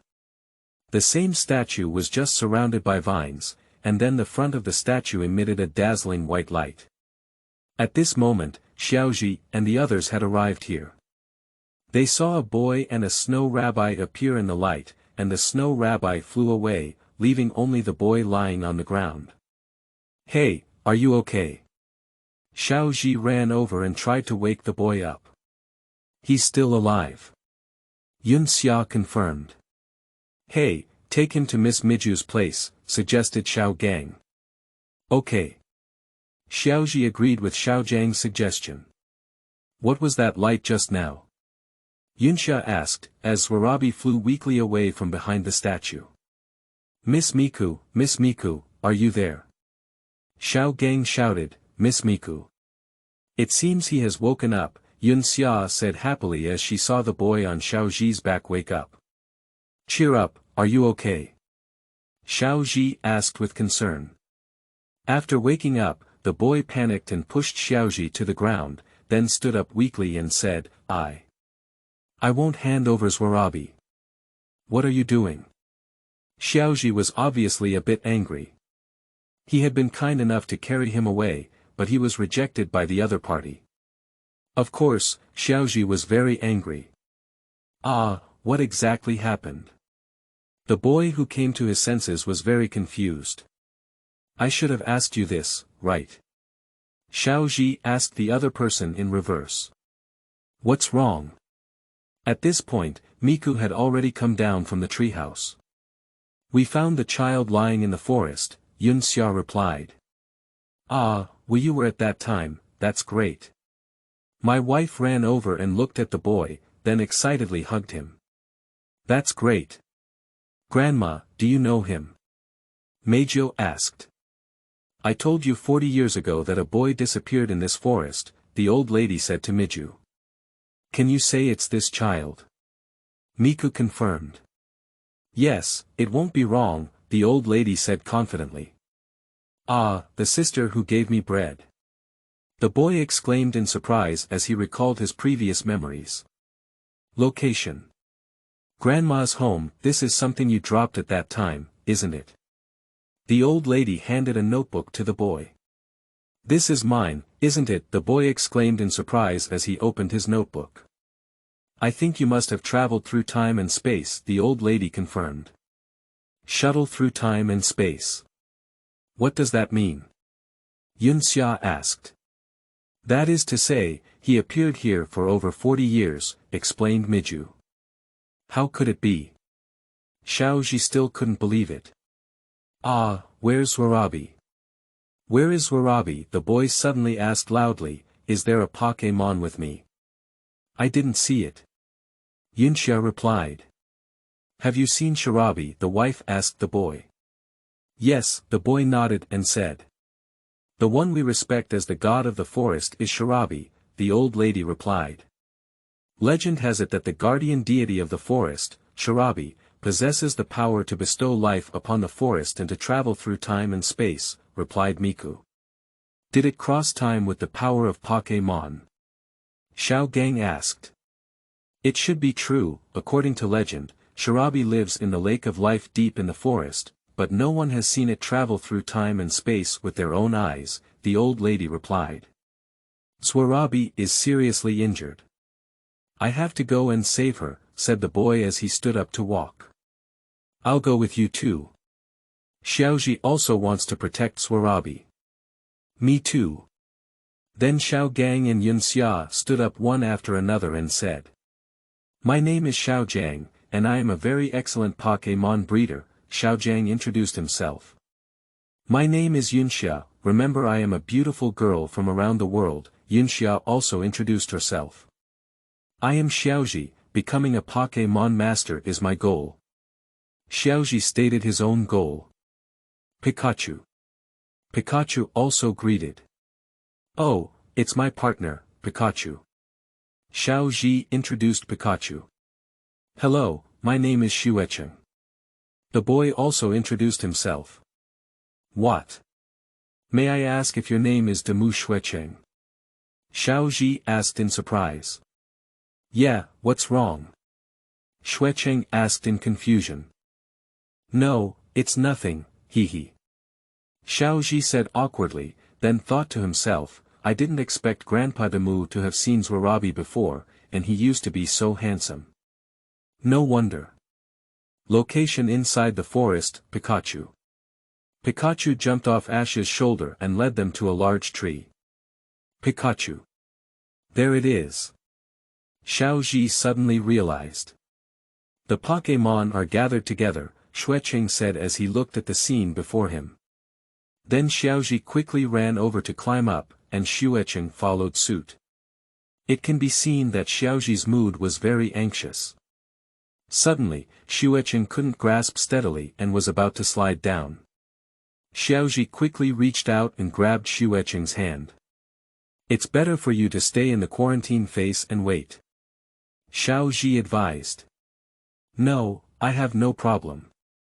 It's my responsibility not to protect Swarabi well," Xuecheng said and continued to climb up. "You're really good, but don't force yourself too hard." Little Ji called Xuecheng that. No wonder everyone here is a teenager. Then Xiaozhi climbed up and was guarded by many smaller magical treasures around. Xiaozhi walked directly into the tree hole and looked inside, only to find Swarabi staring at him. "Come out." Xuechengshen reached out and prepared to carry Xuelabi out, but was shaken away by Xuelabi's psychic power, and Xiaozhi and Pikachu couldn't escape either. "You can't do this, Swarabi, it's very dangerous," Xiaozhi said slightly angrily. But Swarabi didn't listen to Xiaozhi at all, and soon many thorns appeared from Swarabi's side beating Xiaozhi, while Pikachu was preparing to launch an attack. "No, Pikachu." Xuecheng stopped Pikachu's attack. Swarabi was injured because he was attacked by hunters, so he is still afraid of us humans. "I understand."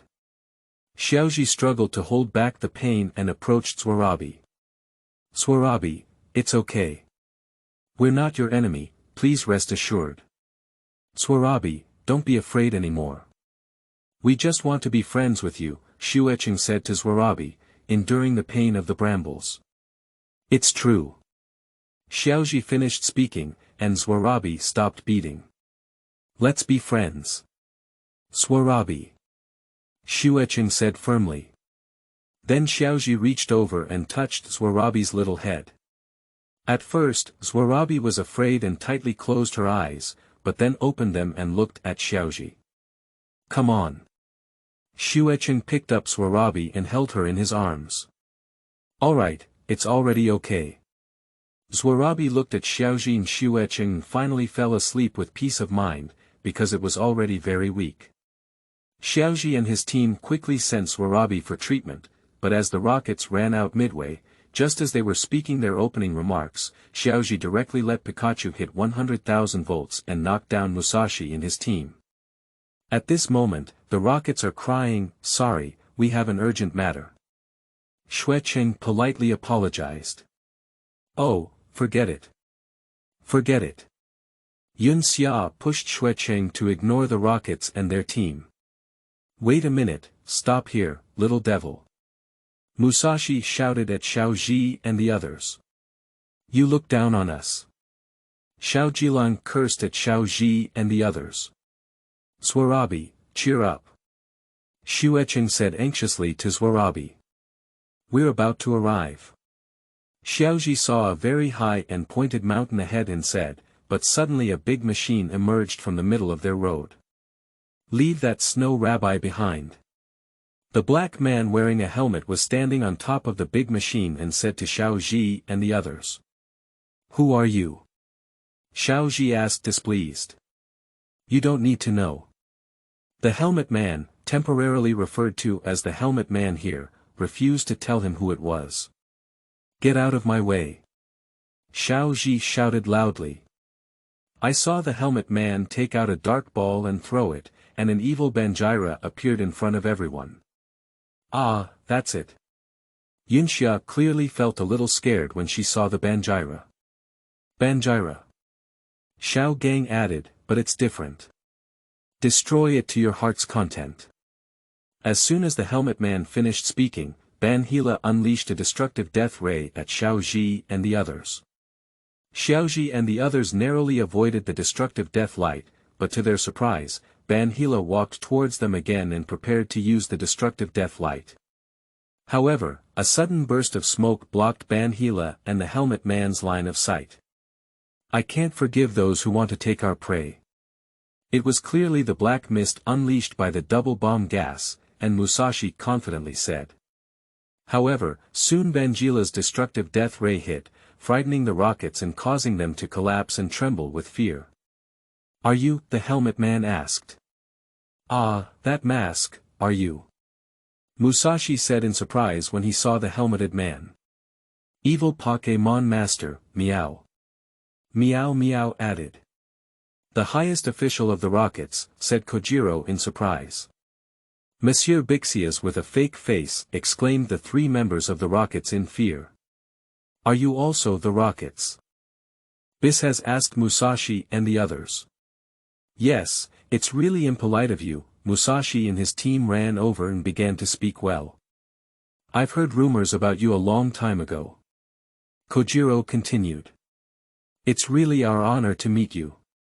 Meow Meow also spoke kindly. Humph. Let's go. Then Bixias threw two dark balls again, and in an instant, the giant claw mantis and Shola appeared. Xiaozhi, wait a moment. Yun Xia's feet. During the running, Xuecheng called out to Xiaozhi who was running ahead because Yun Xia's feet twisted. Sorry, I was careless just now. Yun Xia apologized to everyone. It's troublesome now. Xiaozhi said anxiously. Pikachu. Pikachu looked cautiously in the direction to the left, his cheeks still emitting a hissing electric current. What do these guys want to do? Xiaozhi asked when he saw the giant claw mantis and Bunla running over. It seems like a pursuer. Xiao Gang confirmed. Okay, since that's the case, let me be your opponent. Xiaozhi took out a Pokémon ball. Xiaojiang, please. Xuecheng handed Zurabito to Xiaojiang, and then he took out something from his backpack that looked like a Pokémon ball and twisted the red dot on it. Let's go up together.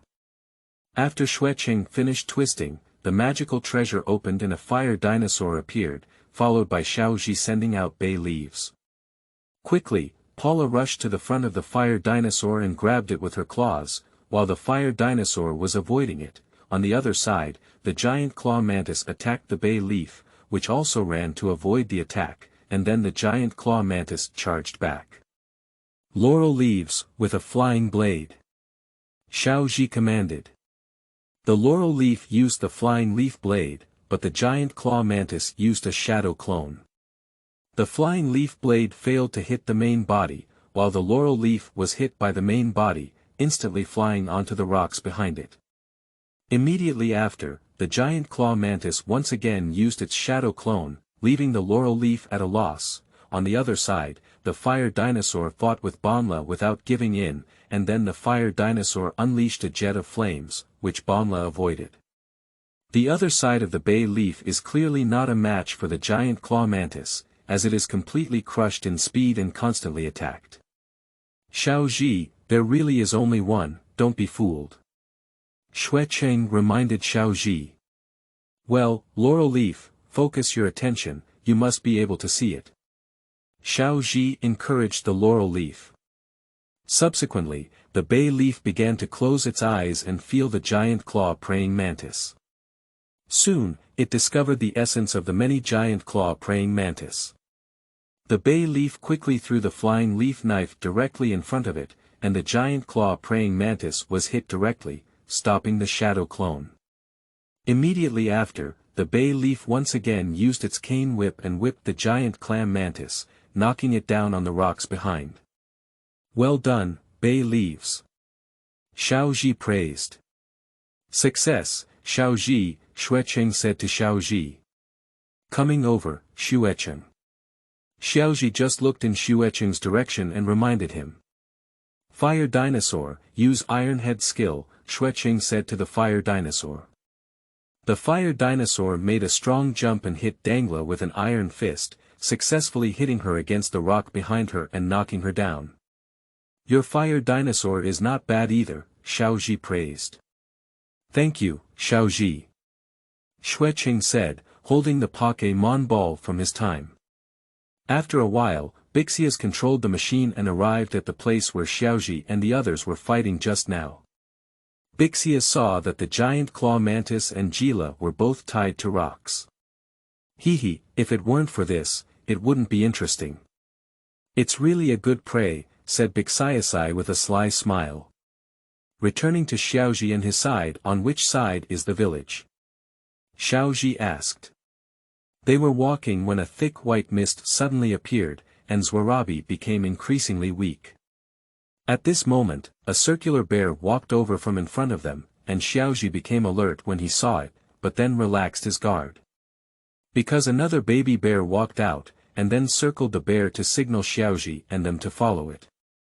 What's wrong? Xiao Gang asked. It seems like asking us to go with them, Yunxia guessed. Let's go. Xiaozhi said to Xuecheng. Xuecheng nodded and followed up. Then, led by the circle bear and baby bear, after walking for a while, a startled deer appeared in front of them. After a brief conversation between the circle bear and the startled deer signaled to Xiaozhi and the others to follow. So, after the startled deer led for a while, a big-tailed stand appeared in front of the startled deer. Still, after a brief conversation with the startled deer, the big-tailed stand signaled to Xiaozhi and the others to follow the big-tailed stand down. Finally, under the leadership of Owari, Xiaozhi and his companions arrived at a clear lake surface. Is the lake of life that the permanent mother.in.law mentioned? Xiao Gang asked in question. Here.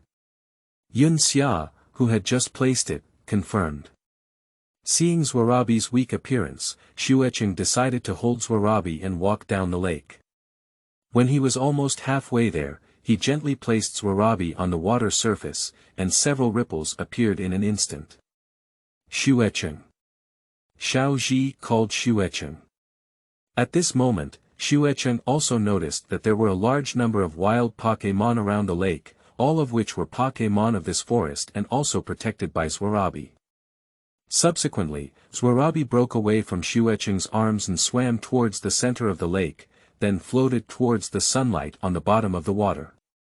Quickly, under the sunlight, Xuarabi's whole body emitted a green light, gradually getting bigger and brighter, illuminating a large area of the lake's surface, but it quickly disappeared. Finally, Xuarabi regained her spirit and swam back to Xuecheng's surroundings, happily swimming back and forth. Xuarabi seems very comfortable. Yunxia said happily as she saw Xuarabi recovering her health. Really, it seems to have worked. Xiaozhi was also very happy. The lake of life, Xiao Gang thought while holding the isolation bar, then snapped his finger. By the way, it was this water treatment that healed Xuarabi's body. Xuarabi quickly swam out of the water, then flew to the front of Xuecheng and playfully teased Xuecheng. Then, she flew to the front of Xiaozhi to tease Xiaozhi, and slowly greeted Xiaojiang and Yunxia.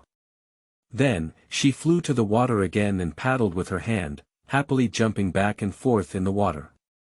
The cute Xuarabi flew in front of Xiaozhi and the others, gesturing for them to jump into the lake and play together. Xiaozhi and Xuecheng jumped in without hesitation, swimming happily with Xuarabi. Finally, due to the inability of humans to hold their breath for a long time in the water, Xiaozhi and Xuecheng quickly swam towards the surface of the water. However, the mischievous Xuarabi took the two directly into the air and glided happily again. Xuarabi knew that Yunxia had twisted her foot, so she flew up to Yunxia and tapped her twisted leg with her little hand. Yunxia miraculously recovered and was very happy. After playing enough, Xuarabi and the four of them came to a fruit tree and ate a fruit. They were very happy, and then Xiaozhi and Xuecheng also ate it. They happily said it was delicious. Next, they all played happily with Xuarabi at 3:00 a.m. the next day. It's not dawn yet.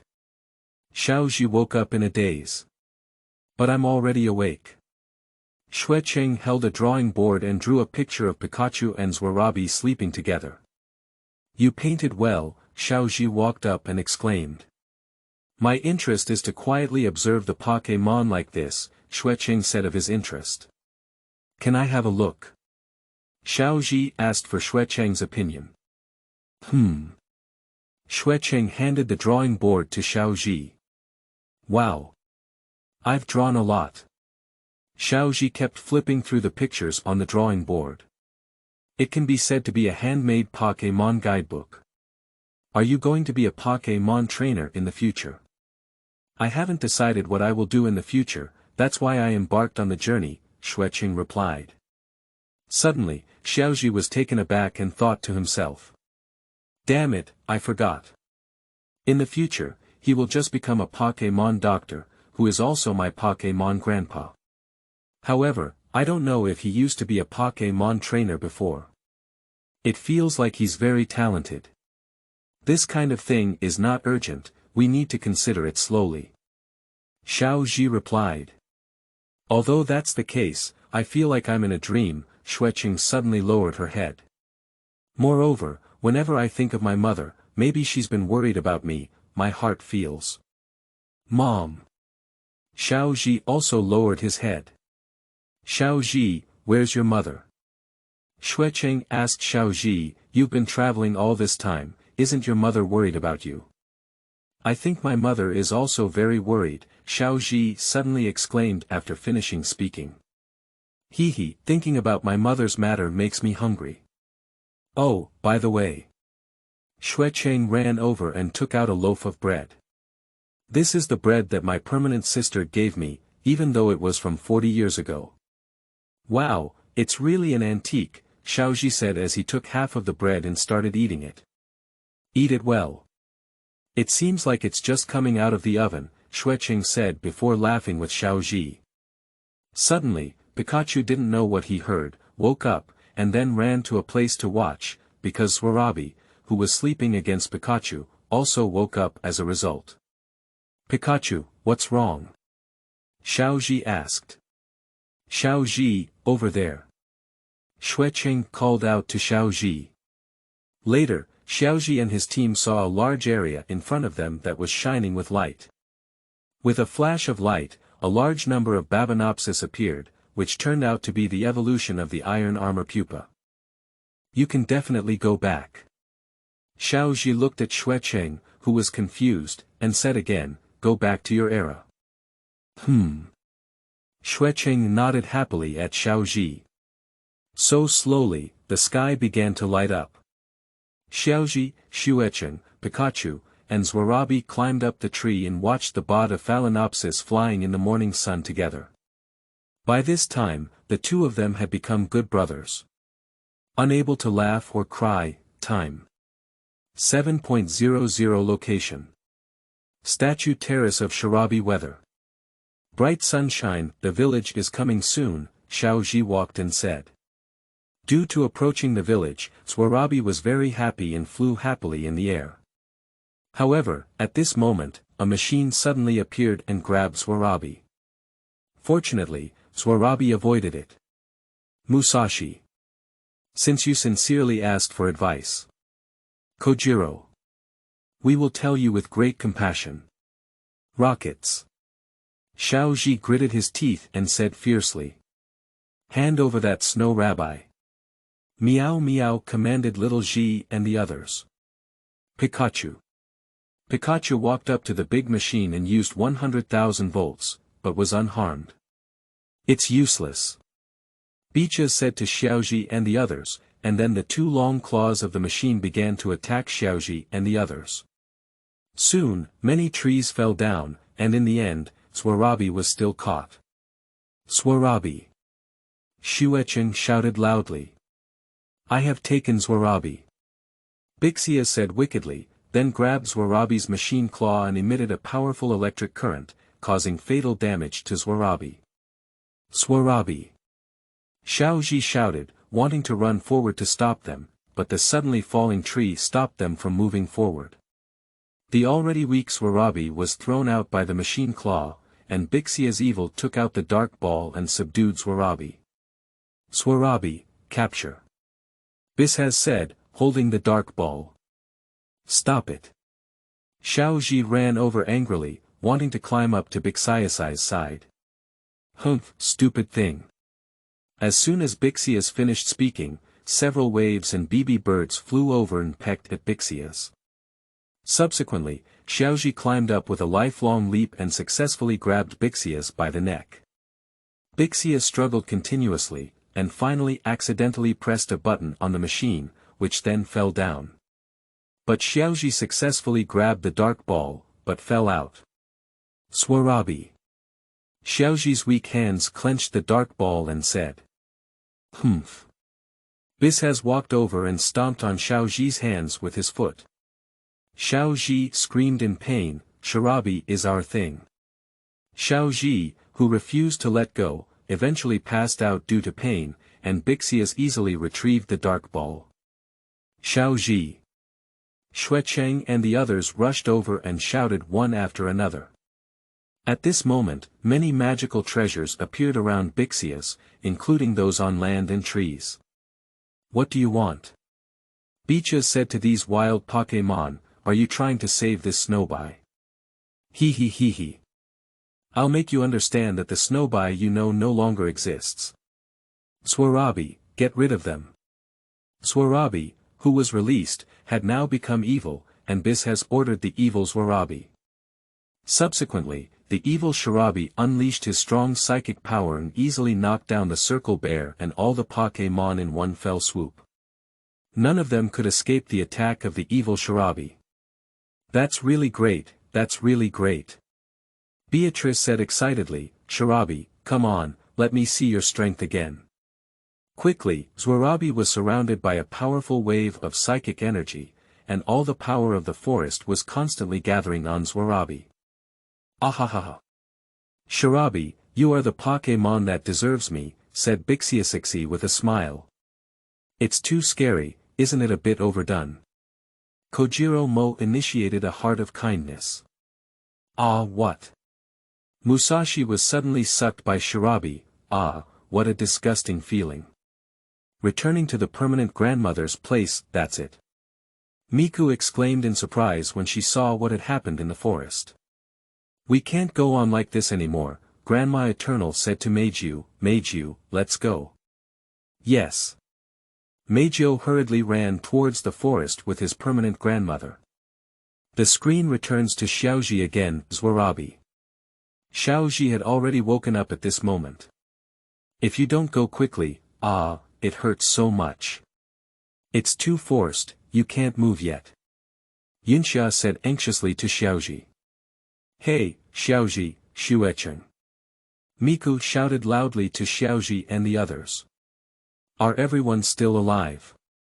Grandma Yong'an asked everyone with concern.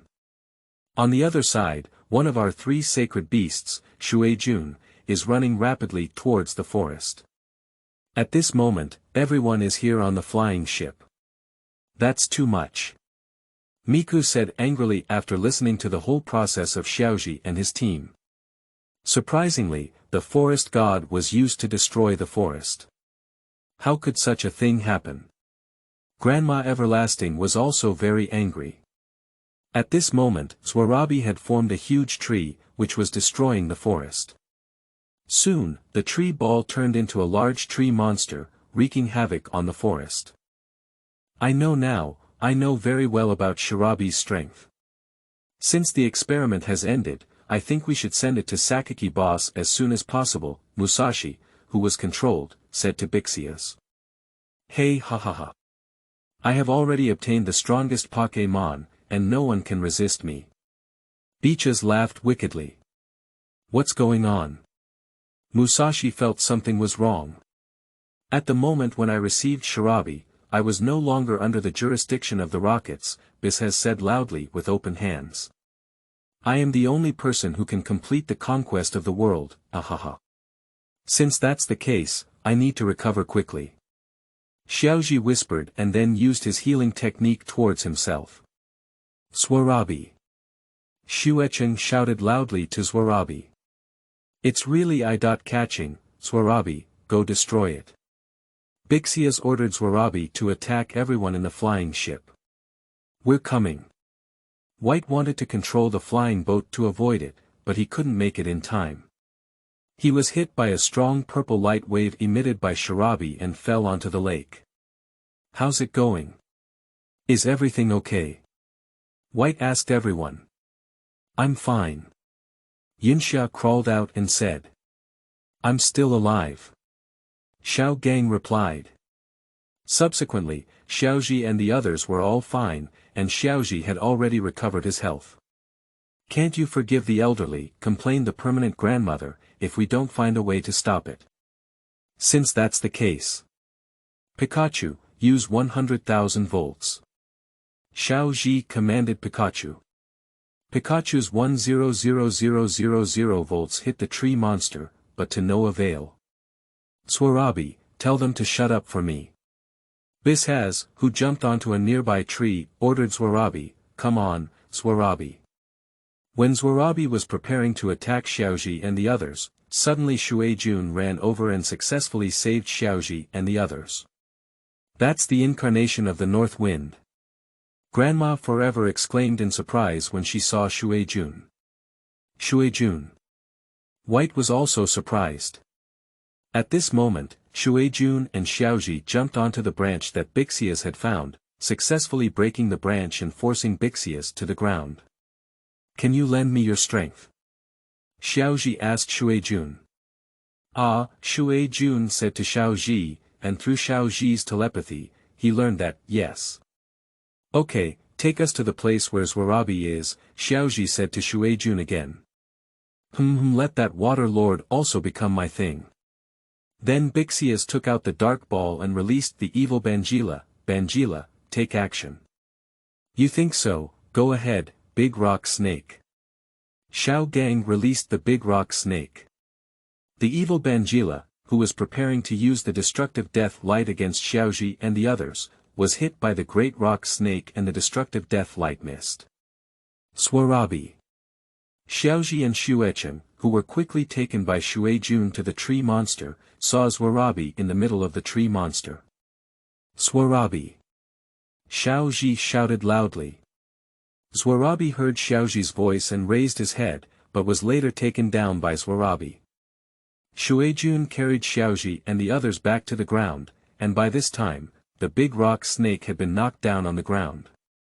Then, the Water King quickly played a foam light on the evil Banhila, and Banhila was knocked to the ground in an instant. Then the big rock snake hit an iron tail, and beat Banhila to the middle of the lake, and finally the big rock snake fell down. "Big rock snake, you did a great job." Xiao Gang withdrew the big rock snake. "Damn little ghosts, Sharabi." Bixias ordered Sharabi again. "Be careful, Xiaozhi, Xuecheng." Meijio said to Xiaozhi and Xuecheng with concern. "Please." Grandma Forever asked Xiaozhi and the others. "Xuejun, please." Xiaozhi finished speaking and took out a Pokémon ball. "Now we can only carry you with us. Go, Spitfire Dragon, use Spitfire." Xuejun quickly used foam light on the tree monster, and the fire-breathing dragon also used flame spray, but it didn't stop Sharabi, just damaged some tree monster branches. Then a tree monster's tree hand hit Xuejun. Xuejun jumped back and avoided it, then quickly jumped up along the tree hand, but was still caught by the branch. "Very good, take action, Sharabi." Bishaz ordered again, and Sharabi's eyes suddenly opened. In an instant, a purple electric current hit the Water Lord and his companions, causing them great damage. "Ha ha. You see, this is the end of resisting me," Bixias smiled.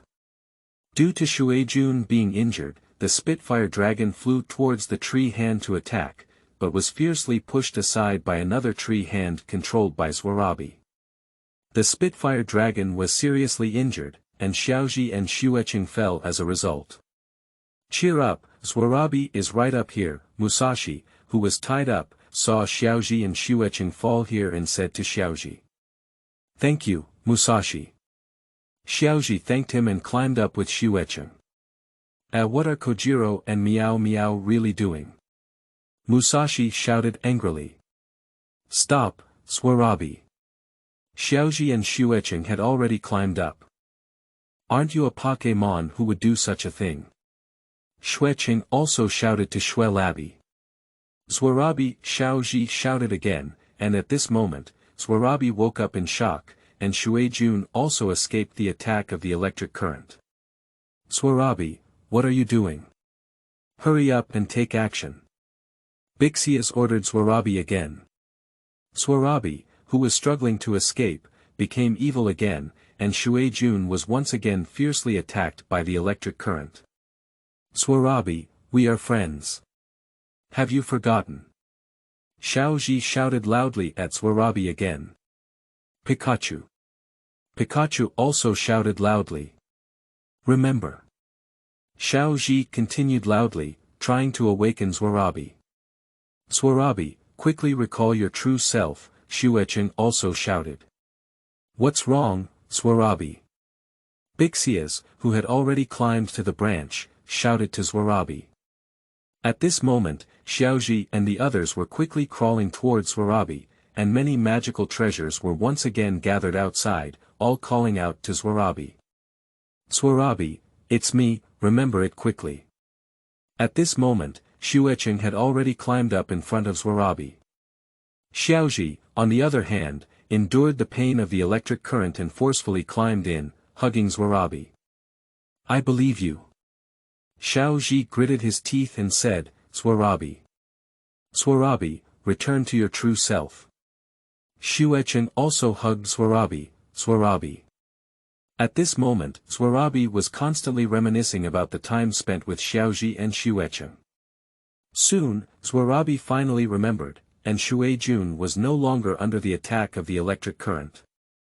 Shuai-jun fell into the water. What?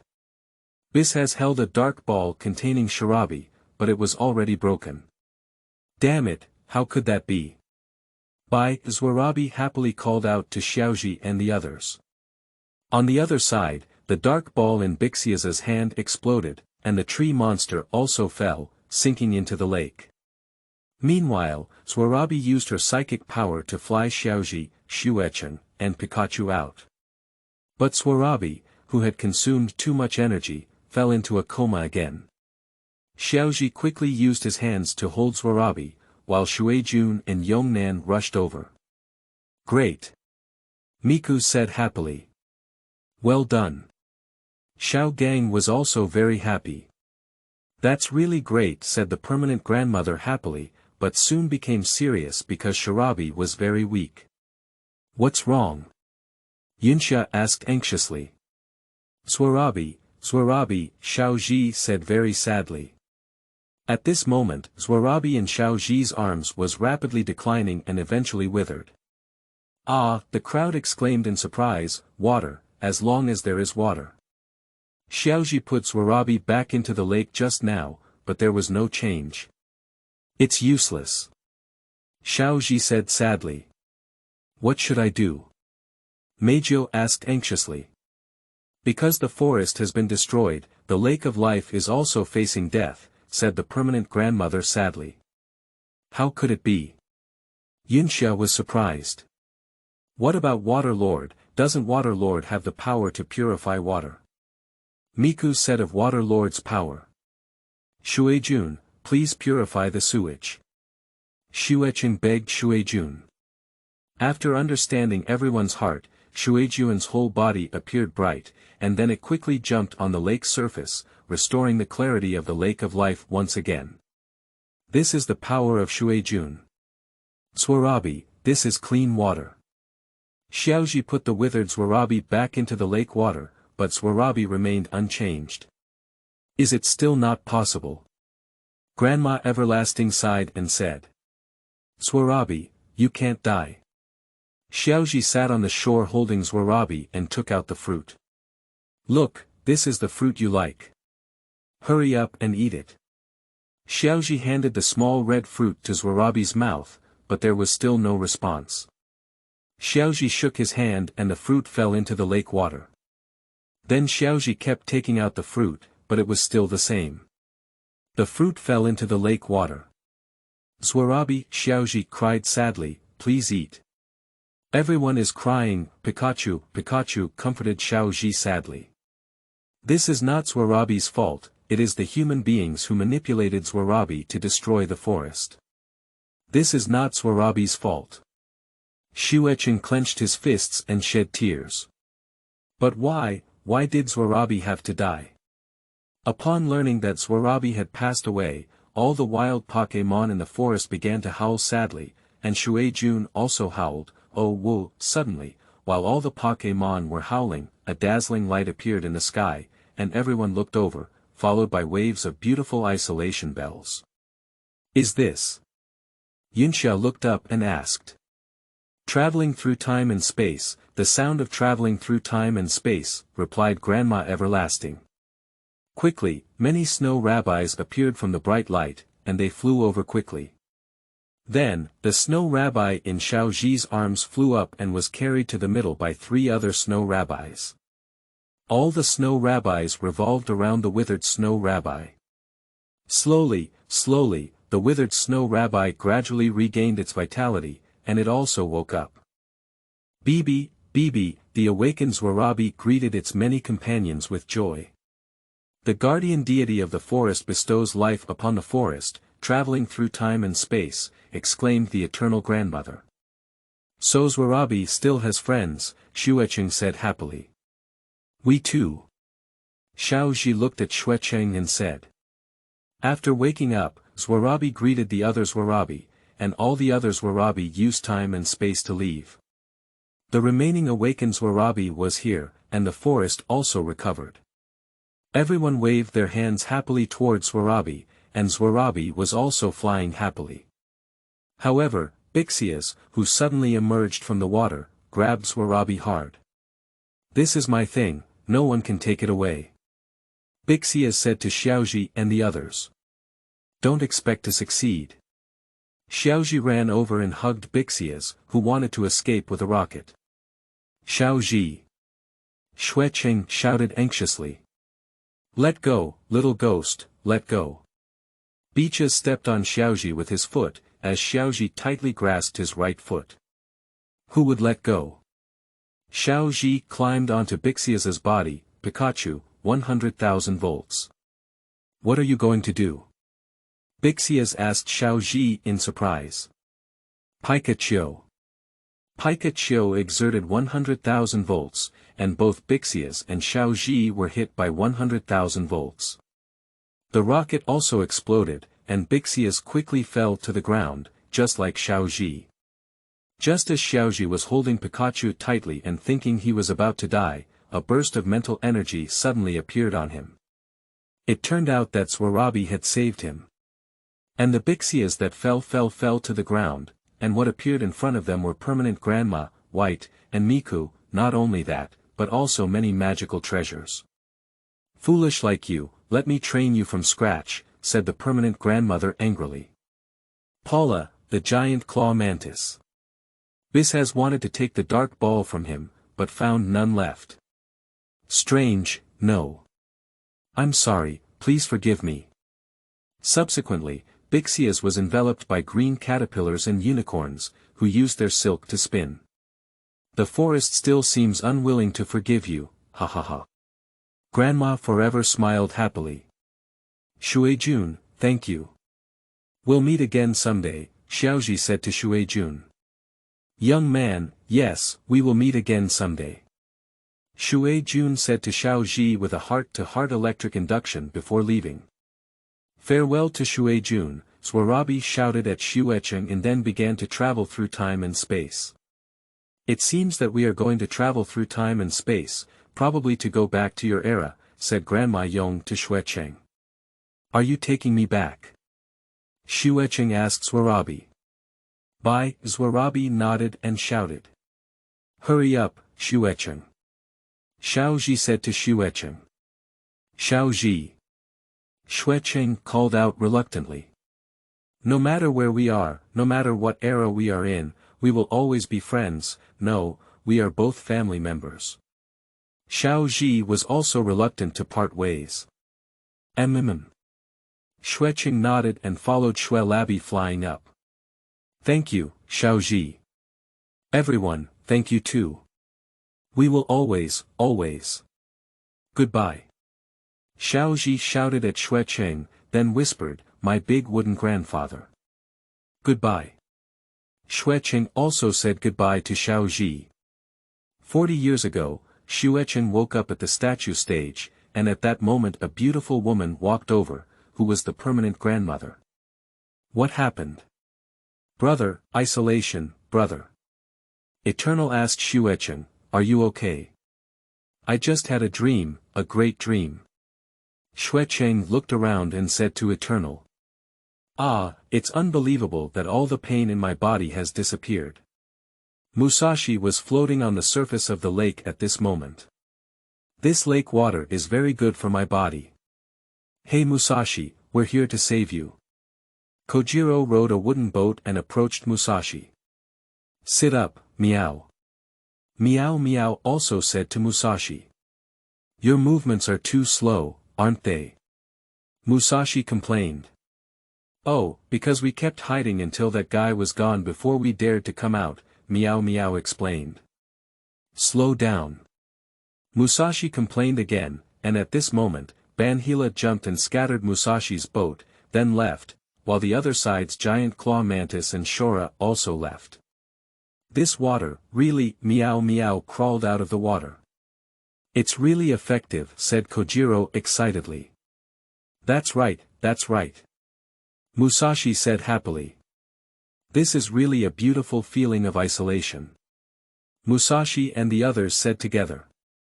Finally, with the ending music playing, Xiaozhi and the others left on White's boat, and Yong'an Grandma and Meijio bid farewell to Xiaozhi and the others.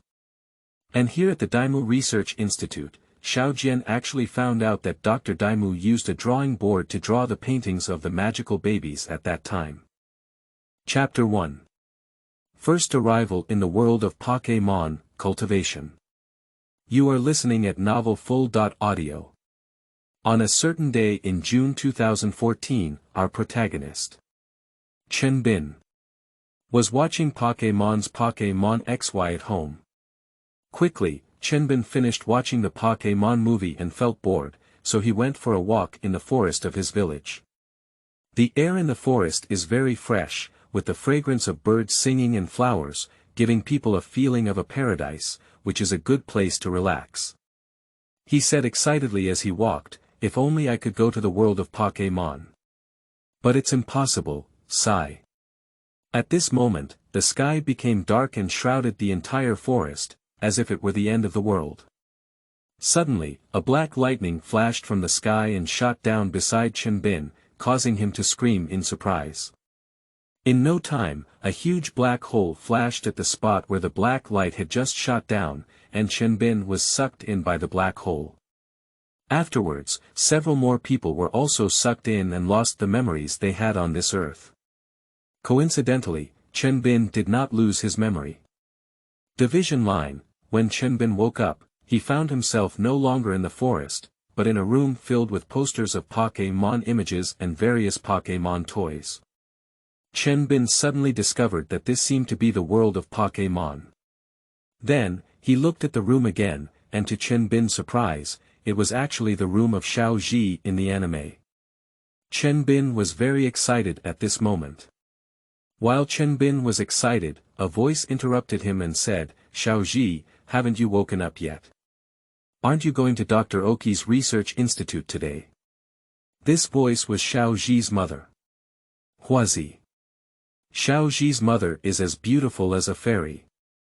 Got it, Mom, Xiaozhi, now known as Xiaozhi, responded. Division line. Subsequently, Xiaozhi ran towards Dr. Daimu's Research Institute, but Chen Bin went based on Xiaozhi's previous memories. However, along the way, many strange things happened, which surprised and delighted Xiaozhi. Xiaozhi was running towards Dr. Omi's Research Institute when he suddenly noticed several balls in the middle of the road. Upon closer inspection, he found 5 Pokémon balls and 1 Master Ball, which surprised and excited Xiaozhi. After picking up these 6 balls, Xiaozhi continued to run towards Dr. Omi's Research Institute. The next thing was even more eerie, making Xiaozhi even more excited. Xiaozhi finally found Dr. Daimu's Research Institute after passing through the last bit of memory. He pushed open the door and the first thing he saw was actually Xiaomao. Oh!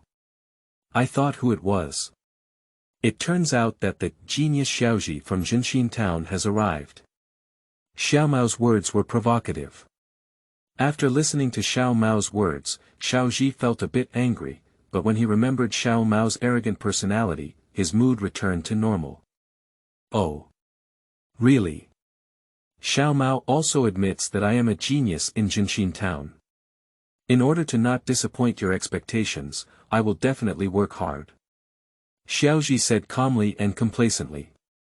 After Xiaozhi finished speaking, he carefully looked at Xiaomao and suddenly became surprised. Thinking to himself. Isn't this Chen Wei? How could it be here? Did you travel like me? Anyway, if there is a chance in the future, we will look for the reason again. After hearing Xiaozhi's words, Xiaomao's expression became surprised and he thought to himself. How did Xiaozhi become smarter? Isn't he usually very stupid? Xiaomao said again, Xiaozhi, why don't we have a game? Okay, I promise you the challenge. What competition? Xiaozhi readily agreed to Xiaomao's challenge. Okay, this competition is going to the river to fish for water Pokémon. Each person can only fish for 5 water Pokémon, and the other Pokémon is asking my grandfather for it. Then we can have a battle competition, okay? Xiaomao said about the content of the competition. At this moment, Xiaomao was thinking. Xiaozhi, whether you were really foolish or fake foolish in the past, as long as you are like this now, I believe you will definitely become my archenemy. Okay, I agree. Let's go to the doctor's place and get our first Pokémon and Pokémon Ball, Xiaozhi said excitedly. The reason is that Xiaozhi can finally have his own Pokémon. Xiaomao said. Subsequently, Xiaozhi and Xiaomao arrived at Dr. Oki's side, who was studying the 3 initial Pokémon. Bulbasaur, Little Fire Dragon, and Johnny Turtle. Oh, Xiaozhi is here. Dr. Oki said gently. Well, Dr. Oki, Xiaozhi nodded and said. Grandpa, I want the Pokémon, said Xiaomao. Xiaomao, why do you want Pokémon? You still have a month left until you become a trainer. You cannot have the initial Pokémon without becoming a trainer, Dr. Oki said seriously. No, I need the Pokémon now. I also need the Pokémon Ball to conquer the Pokémon and compete with Xiaozhi, Xiaomao said confidently. You need to compete with Xiaozhi, no, you're not old enough, Pokémon will harm you. Dr. Oji quickly objected. No, I want Pokémon now, Grandpa. We're not kids anymore, Xiaomao said firmly. Yes, Doctor, we are already adults, Xiaozhi continued. Well, I can't argue with you, but you have to promise me that you can't bully Pokémon and live in harmony with them. Dr. Oki finally agreed. Well, we won't bully Pokémon, said Xiaozhi and Xiaomao. Alright, since you all want Pokémon. Here are 3 initial Pokémon, namely Bulbasaur, Little Fire Dragon, and Johnny Turtle. You can each choose one, said Dr. Oki. I choose Johnny Turtle. Xiaomao selected his magical treasure. But Xiaozhi pondered for a few minutes and couldn't figure out where to start, because Xiaozhi was still thinking about that Pikachu. Xiaozhi, aren't you going to choose Pokémon to fight against Xiaomao? Why haven't you chosen it yet? Dr. Oki asked Xiaozhi in question. Yeah. Xiaozhi, aren't you going to fight me? You shouldn't be afraid to choose Pokémon just because you're afraid of losing to me. Xiaomao became arrogant again. How could I be afraid of you, Xiaomao? Dr. Daimu, I heard there are 4 new trainers in Jinshin Town this time, right? Xiaozhi asked Dr. Daimu. Yeah. What's wrong, Xiaozhi? Dr. Daimu answered Xiaozhi with a question as he couldn't understand what Xiaozhi meant. Dr. Daiki, think about it. There are 4 new trainers this time, and there are only 3 initial Pokémon. Would you let one of the new trainers not have the initial Pokémon? Xiaozhi said again. Oh, you can rest assured. Yesterday, I had a hard time using a lightning ball to tame a Pikachu, but it was very tough and had a strange temper. It took me a long time to finally tame it. Now I have to let the last trainer choose it, and there's no other way. Sighed Dr. Oki. Dr. Daiki, why don't I lose out? I'll choose that Pikachu as my initial Pokémon. However, you need to give me something as compensation. Xiaozhi pretended to accept Pikachu well, but in fact, Xiaozhi really wanted that Pikachu with unlimited potential in his heart. Xiaozhi, do you really want to choose that Pikachu? Do you not regret it? Dr. Oki asked with concern. Well, Dr. Daiki, I have decided that I want that Pikachu. I will never regret it, and we will definitely become partners. Xiaozhi made up his mind. Okay, I'll give you something as compensation. Dr. Daiki finished speaking and took out a Pokémon egg from the research institute and handed it to Xiaozhi, saying, I found this egg in the backyard of the research institute. It should be a Pokémon egg. I'll give it to you now, so take good care of it. Well, I can do it, Dr. Daiki. Xiaozhi took the Pokémon egg and turned to Xiaomao, saying, Xiaomao, why don't we all train our Pokémon today, and each team can conquer them, regardless of the venue. How about we have another game tomorrow? I can't help it, Xiaozhi. You're ready to lose to me, right? Xiaomao remained so arrogant. In this way, Chenbin traveled to the world of Pokémon and was fortunate enough to become Xiaozhi, and even arranged a match with Xiaomao. What interesting things will Xiaozhi bring us next? What else is that strange thing? Please refer to the next chapter. The first traveler has already appeared. Chapter 2. Conquer the Mini Dragon. Repair. You are listening at novelfull.audio. On this day, Xiaozhi came to the river and released Pikachu.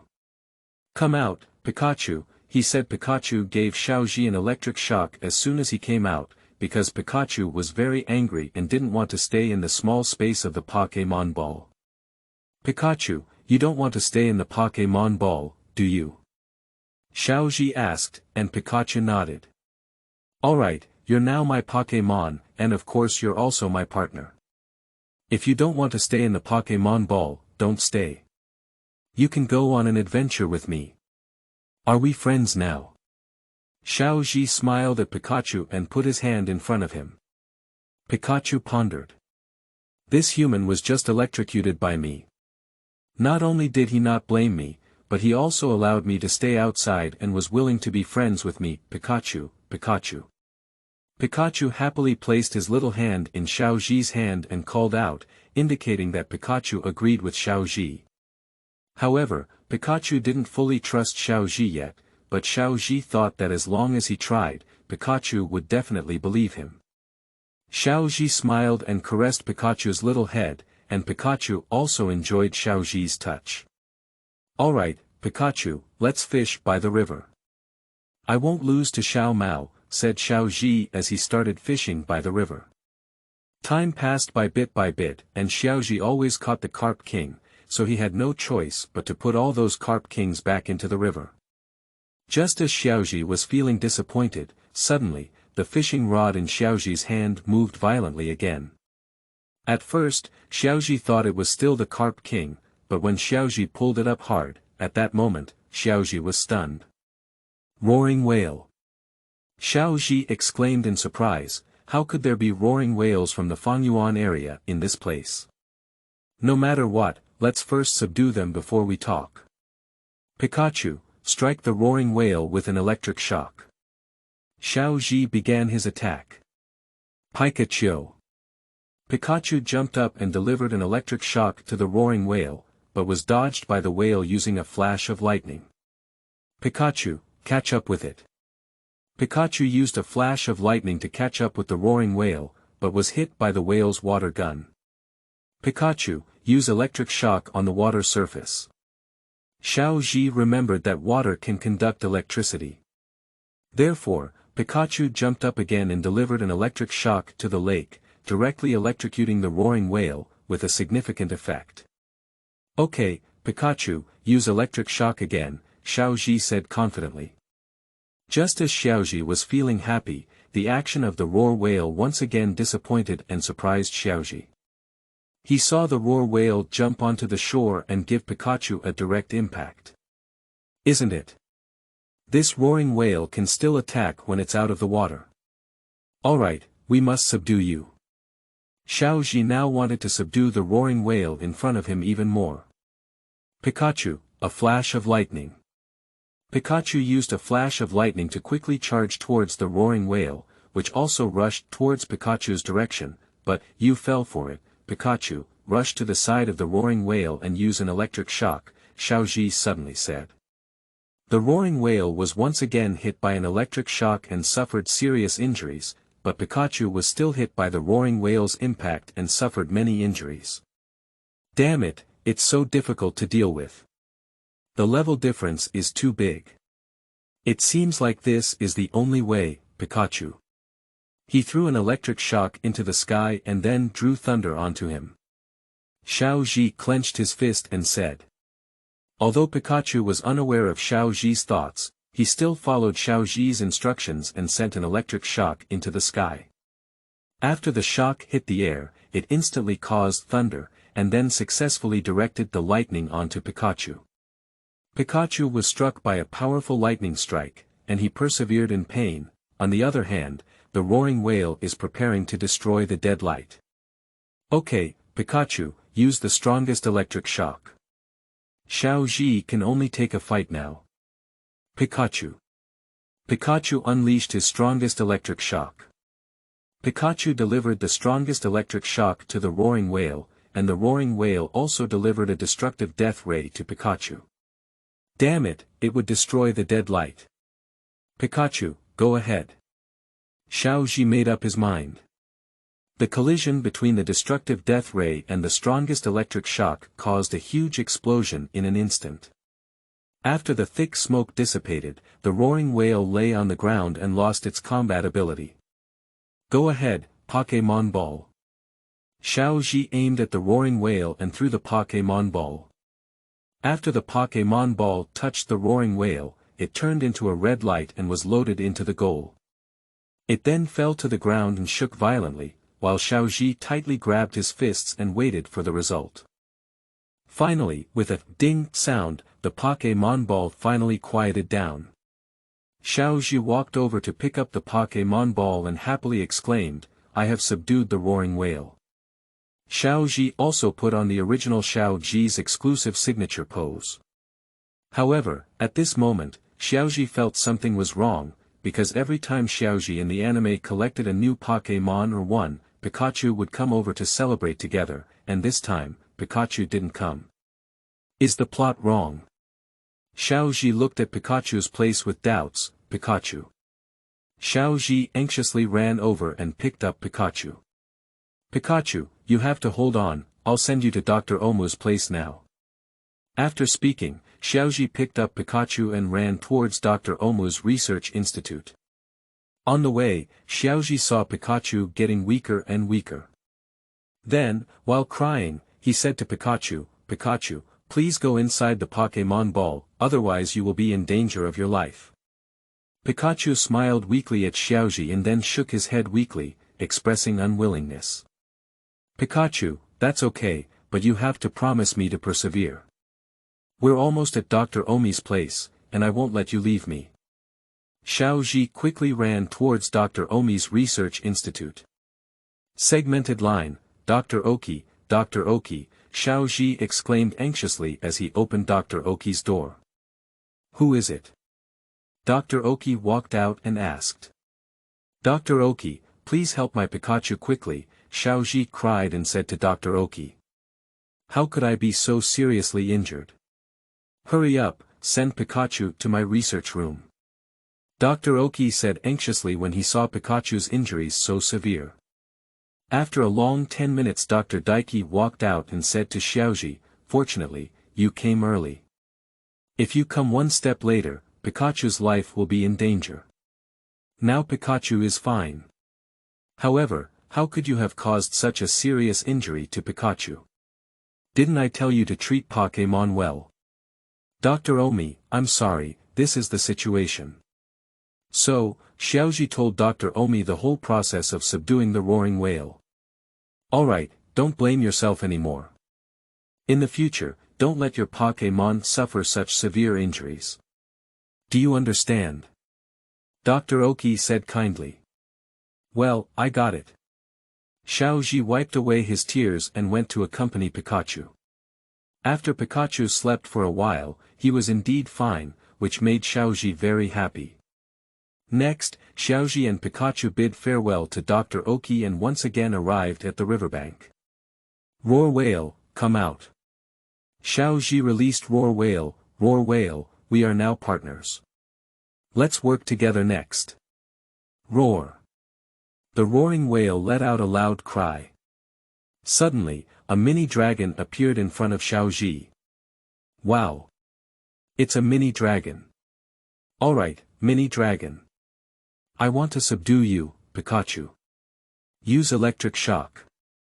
Xiaozhi must have subdued this rare magical treasure as soon as he saw it. But Pikachu did not use an electric shock on the mini dragon, but was playing with it. Xiaozhi saw that the mini dragon was so cute and had such fun playing with Pikachu, so he didn't plan to tame it. Mini dragon, here's some food, come eat it.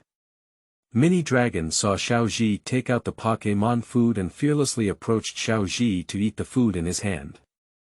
So Xiaozhi and Mini Dragon played happily together. Time flies very quickly, and without realizing it, a morning has passed. Alright, Mini Dragon, we're going back. You go to your parents' side quickly, be careful. Xiaozhi said and prepared to go back with Pikachu. The mini dragon reluctantly rushed into Xiaozhi's arms and used itching on him. Hahaha, mini dragon, stop making trouble. I should go now, Xiaozhi laughed and said. At this moment, the mini dragon unexpectedly touched an empty Pokémon ball between Xiaozhi's belt with its head. In no time, the mini dragon was subdued by Xiaozhi. This surprised Xiaozhi a bit, but he still recovered and said, Okay, I have subdued the mini dragon. Pikachu, Pikachu. Pikachu also came to celebrate, and then Xiaozhi and Pikachu walked towards Xiaozhi's house, ready to have lunch. Kuai Long in the distance called out, and beside him was a mysterious person who had been paying attention to Xiaozhi's every move. Kuai Long, don't worry, your daughter won't be fine. How about this? I think this child is very talented. Tomorrow, I will take him as my disciple, so you won't worry. Moreover, I have a good disciple, isn't it a good thing? The mysterious person comforted Kuai Long. Alright, let's go and prepare. After the mysterious man finished speaking, the quick dragon carried him away. Xiaozhi successfully subdued the roar whale and the mini dragon, and deepened their friendship with Pikachu. Pikachu also believed in Xiaozhi. Also, who exactly is that mysterious person? Stay tuned for the next chapter. Chapter 3. Hatching of Eggs and Conquering Flash Waves, Xiao. You are listening at novelfull.audio. Afternoon, Xiaozhi and Pikachu arrived at the depths of this forest again. This forest refers to the river mentioned in the previous chapter, which is located deep in the forest. Time. 14.30 Location. A river in the forest. Weather. Sunny, come out, roar whale, mini dragon. Xiaozhi released roar whale and mini dragon. Roar whale, you need to train yourself to use the destroy dead light in a short amount of time, and also train yourself to jump back forcefully after using the destroy dead light each time, trying to overcome the side effects of destroy dead light. And Pikachu, you need to train yourself to increase your electric shock, trying to learn 100,000 volts, mini dragon needs to learn blizzard. Alright, do you have confidence? Roar, me, Pikachu, and they all have high fighting spirit. Okay, go train. And Xiaozhi wasn't slacking off either. He was thinking about Pikachu and their next training. In 15 minutes, alright, Pikachu, roaring whale, mini dragon, take a break. I believe you're all hungry, after all, training is so exhausting. Come and replenish your energy, Xiaozhi said after picking up some fruits. Roar, Pika, Mimi, Pikachu ran over, while Roar Whale and Mini Dragon swam over. Pikachu and the others are all enjoying these delicious fruits, while Xiaozhi is happily watching them. Suddenly, the Pokémon egg that Dr. Oji gave to Xiaozhi emitted a pink light. Xiaozhi quickly took out the Pokémon egg and gently placed it on the ground, waiting for the Pokémon to hatch. The pink light became brighter and more dazzling, and Xiaozhi and the others had to cover their eyes. After the pink light disappeared, Xiaozhi and the others put down their hands and saw a magical treasure with a pink body and a long tail appearing in front of Xiaozhi and the others. At this moment, after Xiaozhi saw it clearly, he was surprised. Dreams. Fantasies. Xiaozhi exclaimed in surprise. Dream, Menghuan exclaimed happily at the first sight of Xiaozhi and threw it into her arms. Great, I didn't expect this Pokémon egg to be a legendary dream. I'm so lucky, hee. At this moment, Xiaozhi looked very silly. Before Xiaozhi could return to normal, a Pokémon started fighting against the mini dragon. When Xiaozhi looked at that Pokémon, he was going crazy. Bo. And it's also a golden Bo, wow. The Pokémon egg that Dr. Oki gave me is a mythical beast dream, and now what appears in front of me is actually Flash Bo. Should I say I'm lucky? Or should I say I'm lucky? Xiaozhi was so happy that he almost jumped into the river. Okay, Bo, I want to subdue you, mini dragon, electric shock. After hearing Xiaozhi's command, the mini dragon immediately used an electric shock, which successfully hit Bo suffered heavy damage, and Bo refused to be outdone, giving the mini dragon a hit. Mini dragon, give it the heaviest blow, blizzard. Xiaozhi once again instructed the mini dragon to attack. The mini dragon also quickly unleashed the blizzard, which successfully hit Bo was seriously injured, but fortunately, Bo was frozen by the blizzard. Go ahead, Pokémon Ball. Xiaozhi threw out the Pokémon Ball. The Pokémon Ball touched the frozen wave, which turned into a red light and entered the Pokémon Ball. The Pokémon Ball was vigorously shaking before finally stopping. Okay, I won the Flash Wave. Wave. Xiaozhi ran over and picked up the Pokémon Ball containing Wave, posing and loudly saying. Pikachu. Pikachu also celebrated together. Me, the mini dragon also exclaimed happily. Come out, Bo. Xiaozhi released Bo. After Bo was released, Xiaozhi carefully checked his physical condition and found that Bo's volume was twice that of ordinary waves, which made Xiaozhi happy for a while again. Alright, Roar Whale, you fight against Mini Dragon, Bo, you fight against Pikachu. As for fantasy, since you were just born and young, you don't need to train anymore, just be by my side. Alright, start training. Xiaozhi repeated the new training content. The training started, and the Roaring Whale and the Mini Dragon were not giving way to each other. The Roaring Whale fired a water gun at the Mini Dragon, and the Mini Dragon dodged the Roaring Whale's water gun and then used an electric shock. The Roaring Whale was hit, but the Roaring Whale refused to give up and started fighting again. And here, Bo saw Bo unleashing a fierce storm towards Pikachu. Pikachu dodged the storm with a flash of lightning and gave Bo an electric shock, which had a remarkable effect. However, Bo endured the pain and unleashed a swallow's return towards Pikachu. Pikachu also suffered some injuries, and their battle was intense. It was soon afternoon, and Pikachu and the others had finished training. After resting in place for a while, Xiaozhi and the others set off towards home. However, Xiaozhi has not collected enough 6 Pokémon yet. He only has 5, but with Xiaozhi's personality, he will not easily give up. On the way home for Xiaozhi and Pikachu, a faint sound of fighting was heard. Curious Xiaozhi walked over and saw that a well-developed ape snake and a well-developed BB bird were fighting. Xiaozhi didn't know the reason for their fight, maybe it was to compete for territory. I saw the BB bird use its wings to attack the ape snake, while the ape snake uses a digging hole to avoid the BB bird's attack. The BB bird was circling in panic in the air because it didn't know where the ape snake would come out. At this moment, the ape snake jumped out from behind the BB bird, and its tail hit the BB bird with a heavy blow. Its iron tail, I didn't expect this ape snake to have iron tail. It must be very talented, Xiaozhi said after seeing the attack of the ape snake. Next, although the BB bird was hit by the ape snake, it still pecked at the ape snake indiscriminately. After being hit, the ape snake also suffered a lot of damage. However, the ape snake endured the damage caused by the BB bird and once again used strong electricity. The BB bird was hit, causing it to break out and lose its combat ability. Ah! This ape snake can still handle 100,000 volts, it seems very powerful. Xiaozhi was surprised again. Ape snake, I want to subdue you and accept my challenge. After hearing Xiaozhi's words, ape snake immediately made a combat posture. Hee, don't worry, come on, recover your strength first before challenging. Xiaozhi quickly took out a blue orange and handed it to ape snake. Ape snake didn't hesitate with Xiaozhi and swallowed it in one gulp.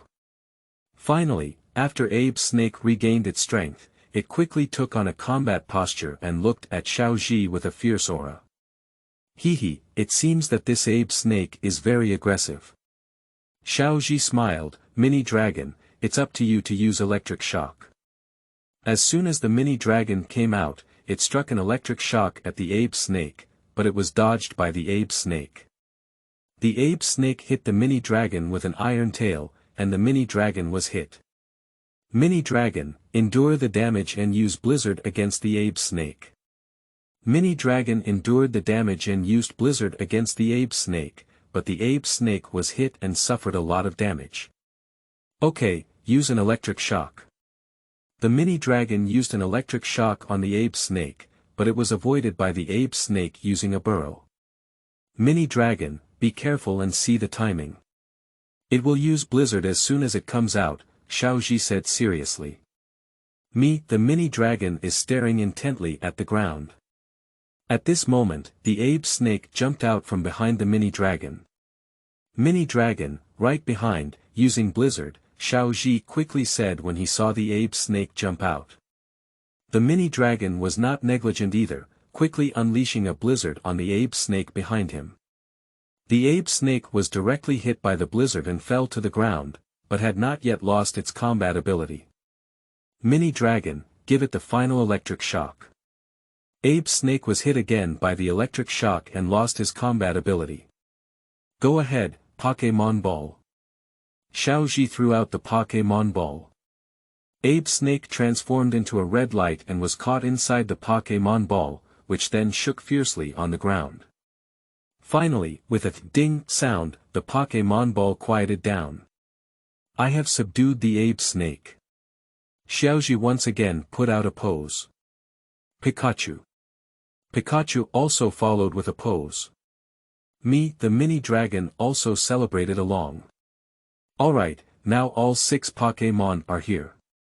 We'll fight against Xiaomao tomorrow, and I won't lose to you. Xiaozhi made up his mind and walked towards his home in this world. Xiaozhi's good luck happened time and time again, first obtaining the newly hatched divine beast Dream, and then subduing Flash Wave, and Ape Snake. Next is a battle between Xiaozhi and Dr. Oji's grandson, Xiaomao. Will Xiaozhi's good luck continue? Stay tuned for the next chapter. Chapter 4. First victory over Xiaomao, mysterious man appears again. You are listening at novelfull.audio. After subduing the mini dragon, Flash Wave, and having dinner with his mother in this world, Xiaozhi lay in the small warm nest of the original Xiaozhi that he had long dreamed of. However, he couldn't fall asleep for a long time, not because he had to fight Xiaomao, but Xiaozhi thought to herself, I don't know how my parents are doing now. How sad were they when they realized I wasn't there. Alas, forget it, let's settle for it.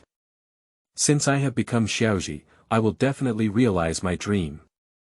They should forget me soon, right? I hope you are healthy. The next morning, time. 8.00 location. Huazi family weather. Sunny. Xiaozhi, wake up quickly. Xiaomao is still waiting for you to fight. Huazi urged Xiaozhi. Got it, Mom, I'll go right away. Xiaozhi replied to Huazi and ran towards Dr. Daimu's Research Institute. Time. 8.30 location. Daiki Research Institute weather. Sunny. Dr. Daiki, I'm here. Xiaozhi pushed open the door of the Research Institute and said. Oh, it's Xiaozhi here. Xiaomao is already waiting for you in the backyard. You go to the backyard quickly, Dr. Oki replied. Then Xiaozhi came to the backyard. Xiaozhi, you're so slow. I've been waiting for you so long, young master. Xiaomao was already impatient. Got it, my mistake. Xiaozhi quickly apologized. Is that still coming? Of course. By the way, do you have 6 Pokémon? Xiaomao asked. Don't worry, I have everything ready and I'm waiting for you to challenge me, Xiaozhi said confidently. Okay, then let me be the referee. Dr. Oki said as he walked into the backyard. Then please trouble Dr. Daimu, Xiaozhi said with a smile. Grandpa, wait and see, I will definitely defeat Xiaozhi. Xiaomao was also full of confidence. Now we are engaging in a Pokémon battle, with Xiaomao from Jinshin Town and Xiaozhi from Jinshin Town. The Pokémon battle is 6 versus 6, and neither side can change Pokémon at will during the battle. There is no time limit, let's start now. Dr. Oji said a lot about the battle rules. Xiaozhi, let's have a battle without regrets, Xiaomao said. Go, BB Bird. Let me show you my prowess, go, Bo. A golden bow appeared, and both Xiaomao and Dr. Oki were stunned. Xiaozhi, you have actually tamed the shining Pokémon. You must let me study it later, please. Dr. Oki's eyes were shining. Well, Dr. Daimu, please rest assured that I will conduct research for you. Xiaozhi readily agreed to Dr. Daimu. Alright, although you have a flash wave, I will still win over you, said Xiaomao. BB Bird, a fierce storm. Bo, we also use a strong storm. Both BB Bird and Bo used a strong storm, with 2 strong winds fiercely colliding and eventually cancelling out each other's strong storms. BB Bird, wing attack. Xiaomao launched another attack. Bo, Yan Hui. Xiaozhi also chose to confront them head-on. Bo, and BB were both flying rapidly, but when BB approached Bo disappeared and BB was hit by the return of the swallow, losing its combat ability. BB Bird has lost its combat ability, Dr. Oki said. At this moment, Bo, who knew the victory, happily danced in the air. Suddenly, Bo was surrounded by a burst of white light, and Xiaozhi knew it was Bo who was about to evolve. After the light of evolution disappeared, a strong golden BB Bird appeared in front of everyone, larger than Xiaomao's BB Bird. Great, BB Bird, you have finally evolved, Xiaozhi said happily, and then went over to check the flash BB Bird. When Xiaozhi finished inspecting the body of BB Bird, he found that BB Bird was about the same size as the regular BB Eagle, and its speed even reached 1.5 Mach. This shocked Xiaozhi, but also made him very happy. Xiaozhi, congratulations to you, but I still want to defeat you, Xiaomao said. Go, Longshi. Long Stone, it's up to you, Abe Snake.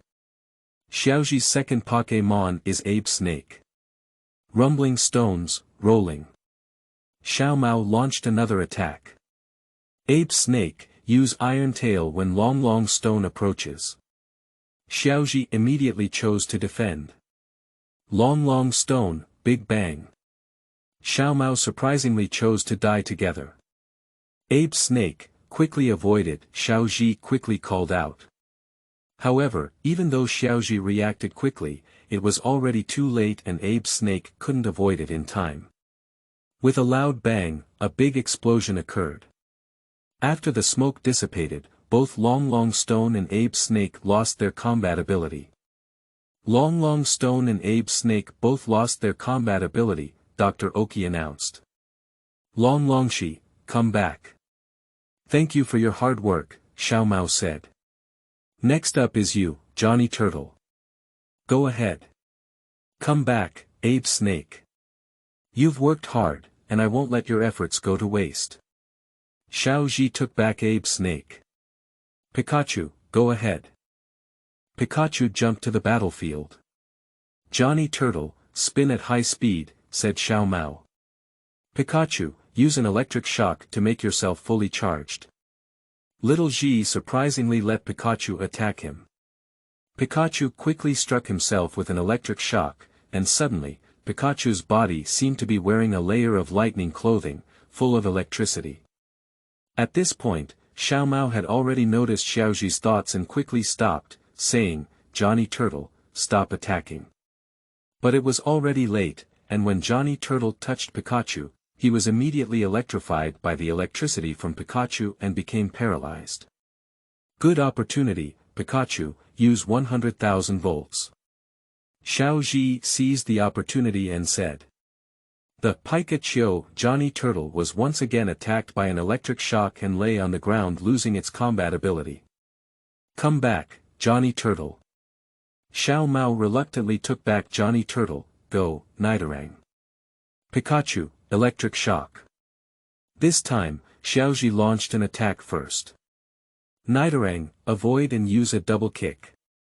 Xiaomao seems to have found an opportunity. Pikachu's electric shocks continuously attacked Nidoran, but they were all dodged by Nidoran. In the end, Pikachu was hit by Nidoran's double kick. Pikachu, get closer and use a flash of lightning. Knowing that long-range combat was not feasible, Xiaozhi quickly chose melee combat. Nidoran, don't give him a chance, use poison needles. Xiaomao wanted to avoid melee combat. Pikachu, move at high speed to avoid it, and then use high speed to approach Nidoran, said Xiaozhi quickly. Pikachu's high-speed movement kept moving back and forth, making it difficult for Nidora's venomous needle to accurately attack Pikachu. At this point, Pikachu was gradually getting closer to Nidora. Pikachu, now, use the Iron Tail. Xiaozhi once again seized the opportunity to attack. Pikachu made a fierce jump and then exerted a powerful Iron Tail towards Nidoran. Nidoran was unable to dodge and was hit head-on by the Iron Tail, falling to the ground. Although he had not lost his combat ability, he could no longer move. Pikachu, give it the last blow, use an electric shock, Xiaozhi said to Pikachu. Without hesitation, Pikachu once again struck Nidoran with an electric shock. As Nidoran was unable to move, he was once again attacked by the electric shock and lost his combat ability. Come back, Nidoran. Xiaomao reluctantly took back Nidoran. Xiaozhi, you won. Xiaomao actually chose to give up this battle, Xiaomao. At this moment, Xiaozhi suddenly looked at Xiaomao with a little worry, and he was inexplicably a little sad.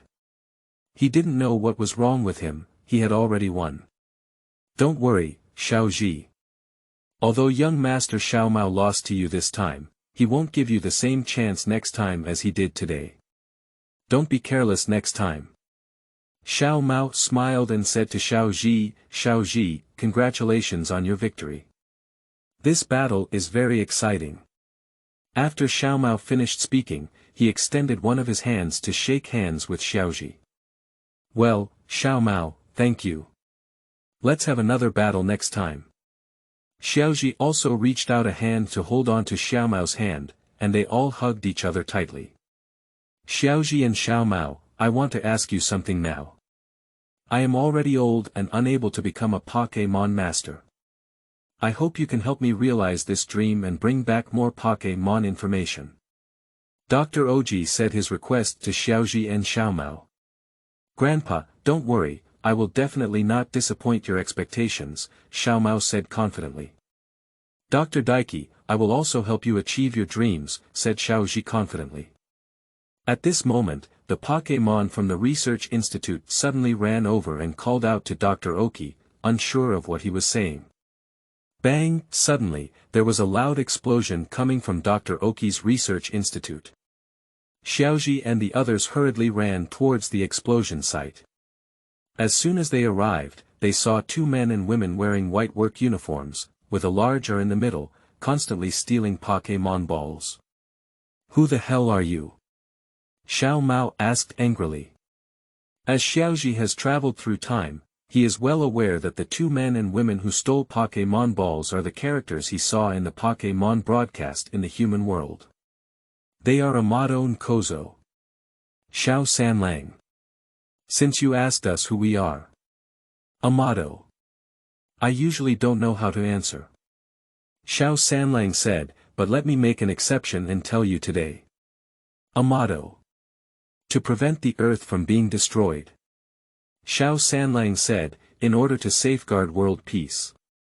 Amato. To carry out the evil of love and truth. Xiao Sanlang. A cute and charming villain character. Amato. Amato. Xiao Sanlang. Xiao Sanlang. Amato. The rocket team duo who bet on the name of the universe. Xiao Sanlang said, the beautiful tomorrow of paying off debts is waiting for us. Rockets. Xiaozhi shouted loudly, I won't let you succeed. Go, Pikachu, use electric shock. You go too, Nidona, use the double kick. Xiaomao also sent out his Pokémon. Go, Quick Dragon, use the tornado. Dr. Oki dispatched his magical treasure. Before Yamadu and Sanlang could react, they were knocked away by Xiaozhi and the others, while a large number of Pokémon balls stolen by the rocket scattered in the air. Quick, catch those Pokémon balls quickly, Dr. Oki said in a panic. Xiaozhi and Xiaomao were running around trying to catch the Pokémon ball that fell. At this moment, Hu Di, use your psychic power. As soon as the voice came out, all the Pokémon balls were controlled by the psychic power and landed safely. Huazi. Dr. Daiki exclaimed in question, when did you come? Hehe, Dr. Daimu, I originally wanted to come and see the battle between Xiaozhi and Xiaomao, but I didn't expect to encounter this matter right after I arrived, explained Huazi. Mom. How could you have such a powerful Pokémon like Hu Di? Xiaozhi was very puzzled because he had never seen any Pokémon like Huazi in the anime, except for the suction cup doll. Xiaozhi, you don't know that. Your mother was a very powerful Pokémon coordinator when she was young, and of course she would have such a powerful Pokémon. Dr. Oji explained. Wow, Mom, you're so amazing. Xiaozhi's eyes were flashing. Demu, it has been so many years now, and your reaction is still not good enough. Suddenly, a voice came from afar. Hehe, it's just a carelessness.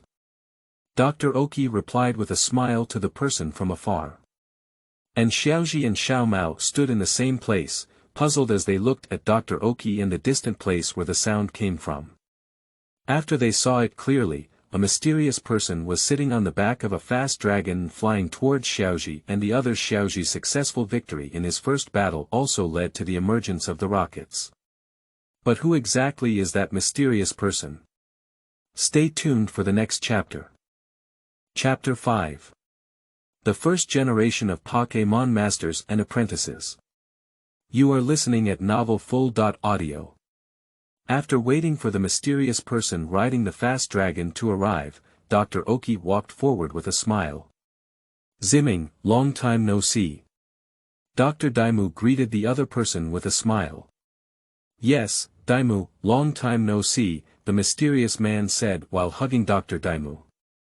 After the hug, Dr. Daimu asked, by the way, Zimming, I haven't seen you for so long. What are you busy with? I've been busy with things in the Alliance lately, and I'm really tired. I don't happen to have time, so I'll come back and meet you, said the mysterious person. I don't think it's as easy for you to come and meet me, right? Dr. Daiki quickly knew the purpose of the mysterious person coming here. After all, the two had been friends for many years. It seems I can't hide it from you. As you said, I really have something to do when I'm here. The mysterious person was also very straightforward and directly stated his purpose for coming this time.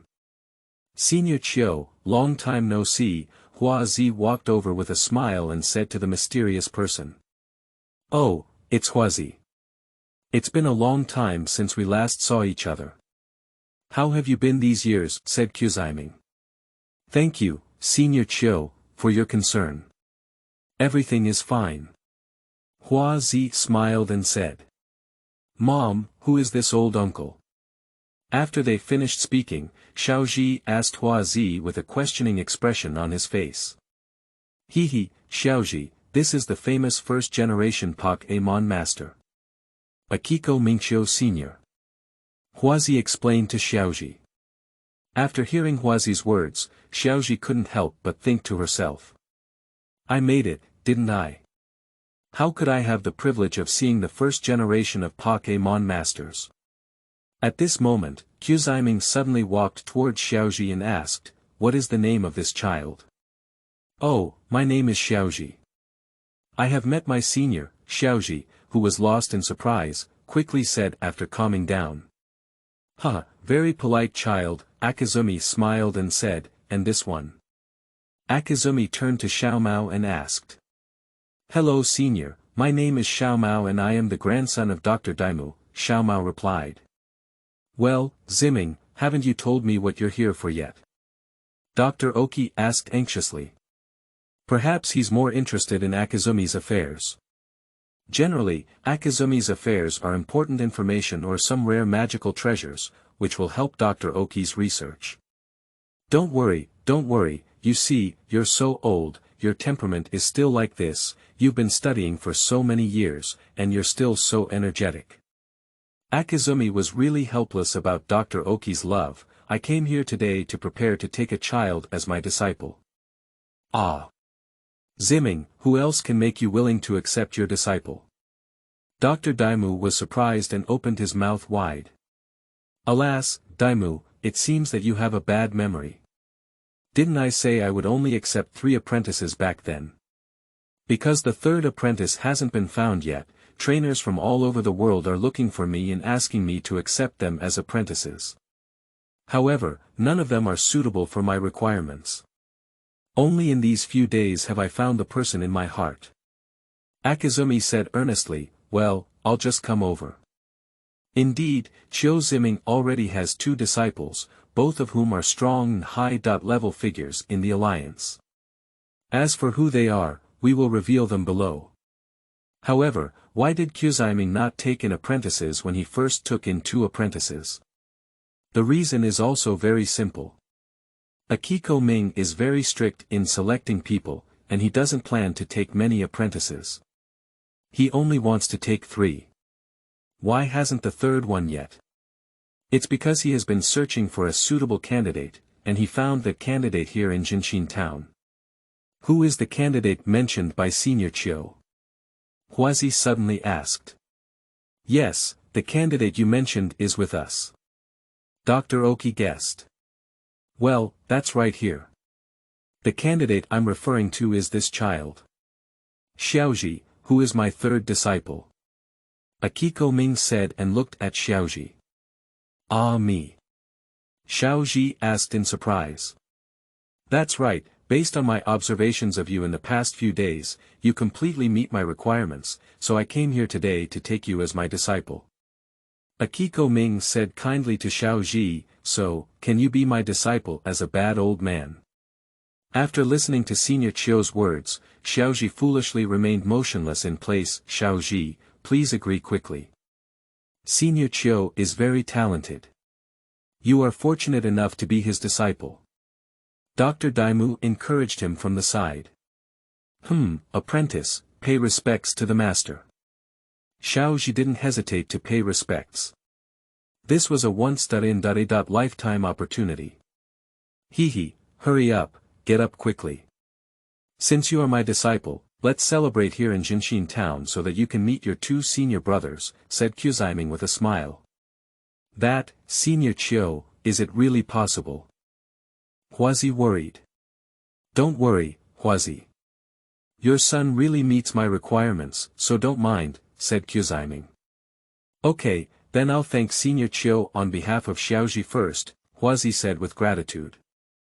Xiaozhi, congratulations. In the future, if you follow your master, please give me any important information as soon as possible, Dr. Daimu. Dr. Daimu asked Xiaozhi. Xiaozhi, congratulations.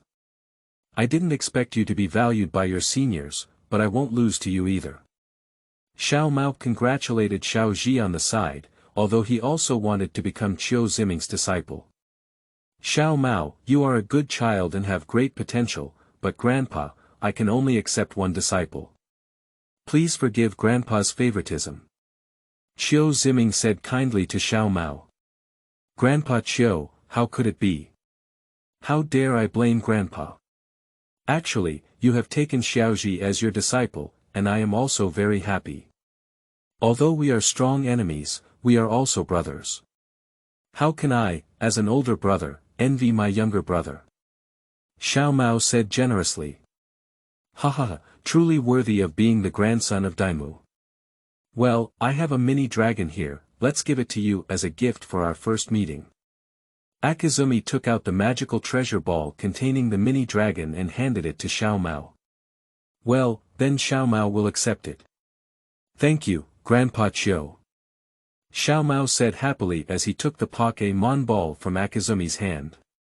So, Demu, please help notify the people in the village. Qiu Ziming asked Dr. Demu.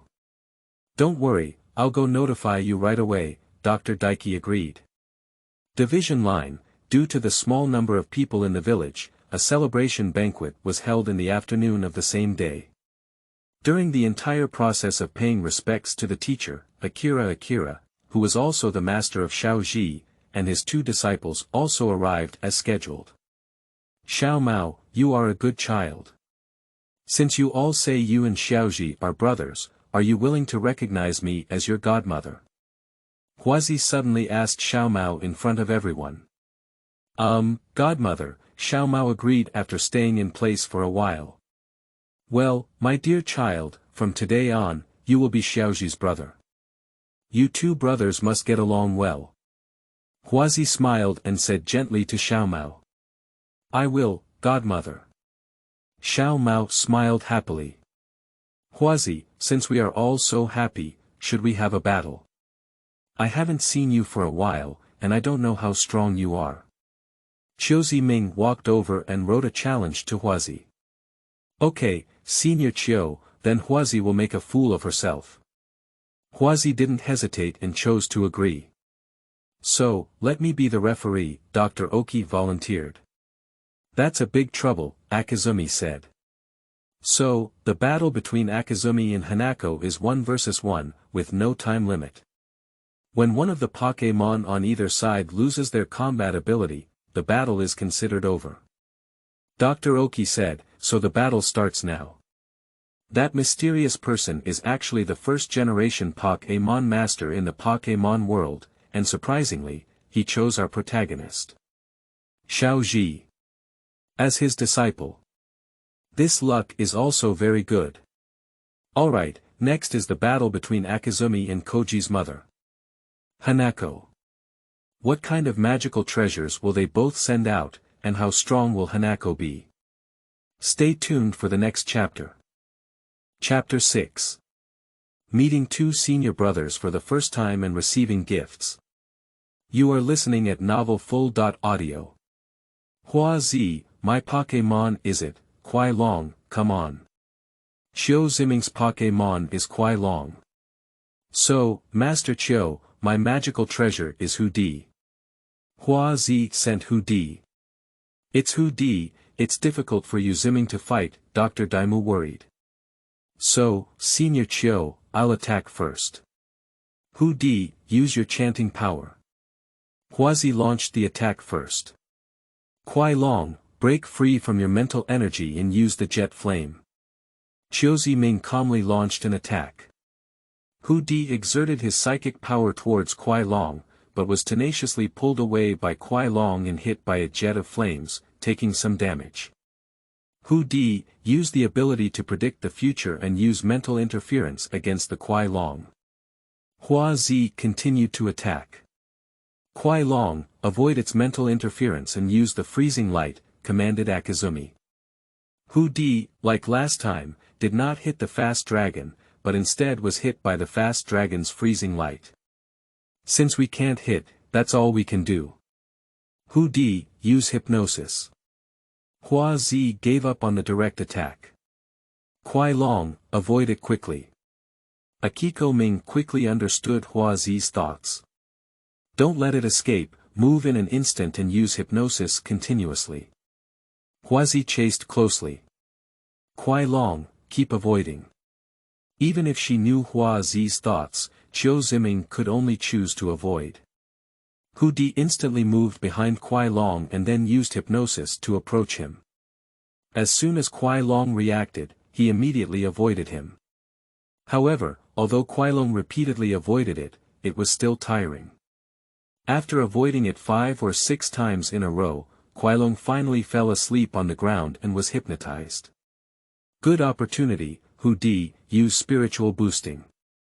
Hua Zi seized the opportunity. This time, Kuai Long was in a passive position, while Hu Dicheng took the initiative. Kuai Long kept receiving fierce attacks from Hu Dicheng.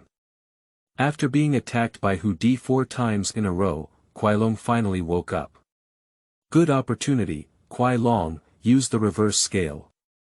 Qiu Ming saw that Hu Di had become tired after continuous attacks and chose to launch a fierce attack. Hu Di couldn't dodge and was successfully hit by the reverse scale. After receiving the 3rd reverse scale, he lost his combat ability because he couldn't support it. Hu Di lost his combat ability, and Kuai Long won. So the winner is Akizumi. Dr. Oki announced the result. Senior Qiu, my strength is still not strong enough for you. Hua Zi walked up to Qiu Ziming and said. Your strength is also very strong. How could you have beaten my fast dragon like this? If it weren't for your tiredness, I'm afraid I would have lost to you. Qiu Ziming said with a smile. Mom, I didn't expect you to be so amazing. Xiaozhi ran over and sighed. Although your mother is powerful now, she is still not as powerful as your father. Dr. Oki walked over and said. Dr. Daimu, where has my dad gone?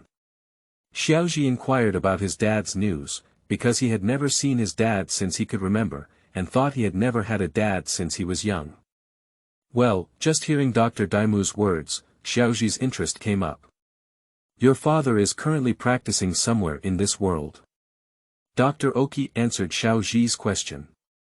Since he is practicing, why hasn't he come back home in the past few years? Xiaozhi continued to ask. This. Dr. Daimu seemed to be hiding something. Your dad can't come back for now because he has a lot to do in the past few years. When you become a Pokémon master, your dad will naturally come back. Hua Zi quickly came over and realized the truth about this matter. But Xiaozhi planned to continue questioning. Xiaozhi, come on, since you still have a month to go on a trip, you can train with my master this month. Qiu Ziming deliberately interrupted Xiaozhi. Oh, I understand, master. Xiaozhi saw that he couldn't find anything to ask, and his master and Dr. Oki deliberately kept it hidden. He had to choose to stop asking and wait until later to investigate on his own. So, Damu and Hua Zi, let's take leave first, said Qiu Ziming. Dr. Daiki said. Xiaozhi, go with your master to practice, don't cause trouble for him. Also, remember to wake up on time every morning and brush your teeth in the morning and evening. Hua Zi kept reminding Xiaozhi as she left. Well, Mom, I'll remember, then I'll leave. Xiaozhi nodded and said. Hua Zi said. In a house deep in the forest, Xiaozhi, although you are still young, as my disciple, your future cultivation may be very difficult. I don't want my disciple to give up midway. Akizumi said seriously to Xiaozhi. Don't worry, master, I won't let you hope. Xiaozhi made a promise to this. Well, that's great. Then the master will give you a gift as his apprentice gift. Akiko Ming said, taking out a magical treasure ball from his body and handing it to Xiaozhi. This is a nightmare god, the baby of my nightmare god. It's just a few days old, so you need to cultivate it well, so you'll have your first divine beast. Thank you, master. I will cultivate it well. Xiaozhi happily took the Pokémon ball from Akizumi's hand and said awkwardly, but... Master, the nightmare god is actually my second divine beast. I also have a divine beast, which has just been born a few days ago. Come out, Dream. Xiaozhi took out the Pokémon ball and released Dream. Dream, Menhuan exclaimed happily to Xiaozhi after seeing her. After seeing the dream, Qiuziming said to Xiaozhi, Xiaozhi, I didn't expect you to have the dream and make it listen to you. That's great. You are even more promising than your two senior brothers. Now that you already have two divine beasts, you need to cultivate them well. Well, I will. Xiaozhi smiled and said. Just as Xiaozhi was talking to his master, suddenly two adults flew over on fast dragons, waiting for them to come in front of Xiaozhi and Qiuziming, for heavenly kings. Crossing. Xiaozhi suddenly exclaimed in surprise. Hehe, I didn't expect to be so famous. Du felt a bit narcissistic. Are you the new apprentice that the master mentioned? Well, I am, may I ask if you are? Xiaozhi asked, are you also a disciple of the master? Well, that's right, I'm your second senior brother. My name is Du, and that strong and handsome guy is your first senior brother. Red Du said, turning his gaze to the adult who was checking the health of Kuailong. Red Fairy, you're here, Akizumi said with a smile. Well, master, both Hongdu and Du answered at the same time. Well, okay, come and meet your junior brother quickly. Akizumi said as she looked at Xiaozhi. Hello, senior brother, second senior brother. First time meeting. My name is Xiaozhi. Xiaozhi greeted me very politely. Well, it's very polite. Come on, senior brother didn't bring anything because he came in a hurry. I have a master ball here, so I'll give it to you as a gift from senior brother. Hongdu then handed the master ball to Xiaozhi. Since senior brother has gifts for you, my second senior brother certainly can't afford to be humble. Here is a precious dragon with strong talent, so second senior brother gave it to you.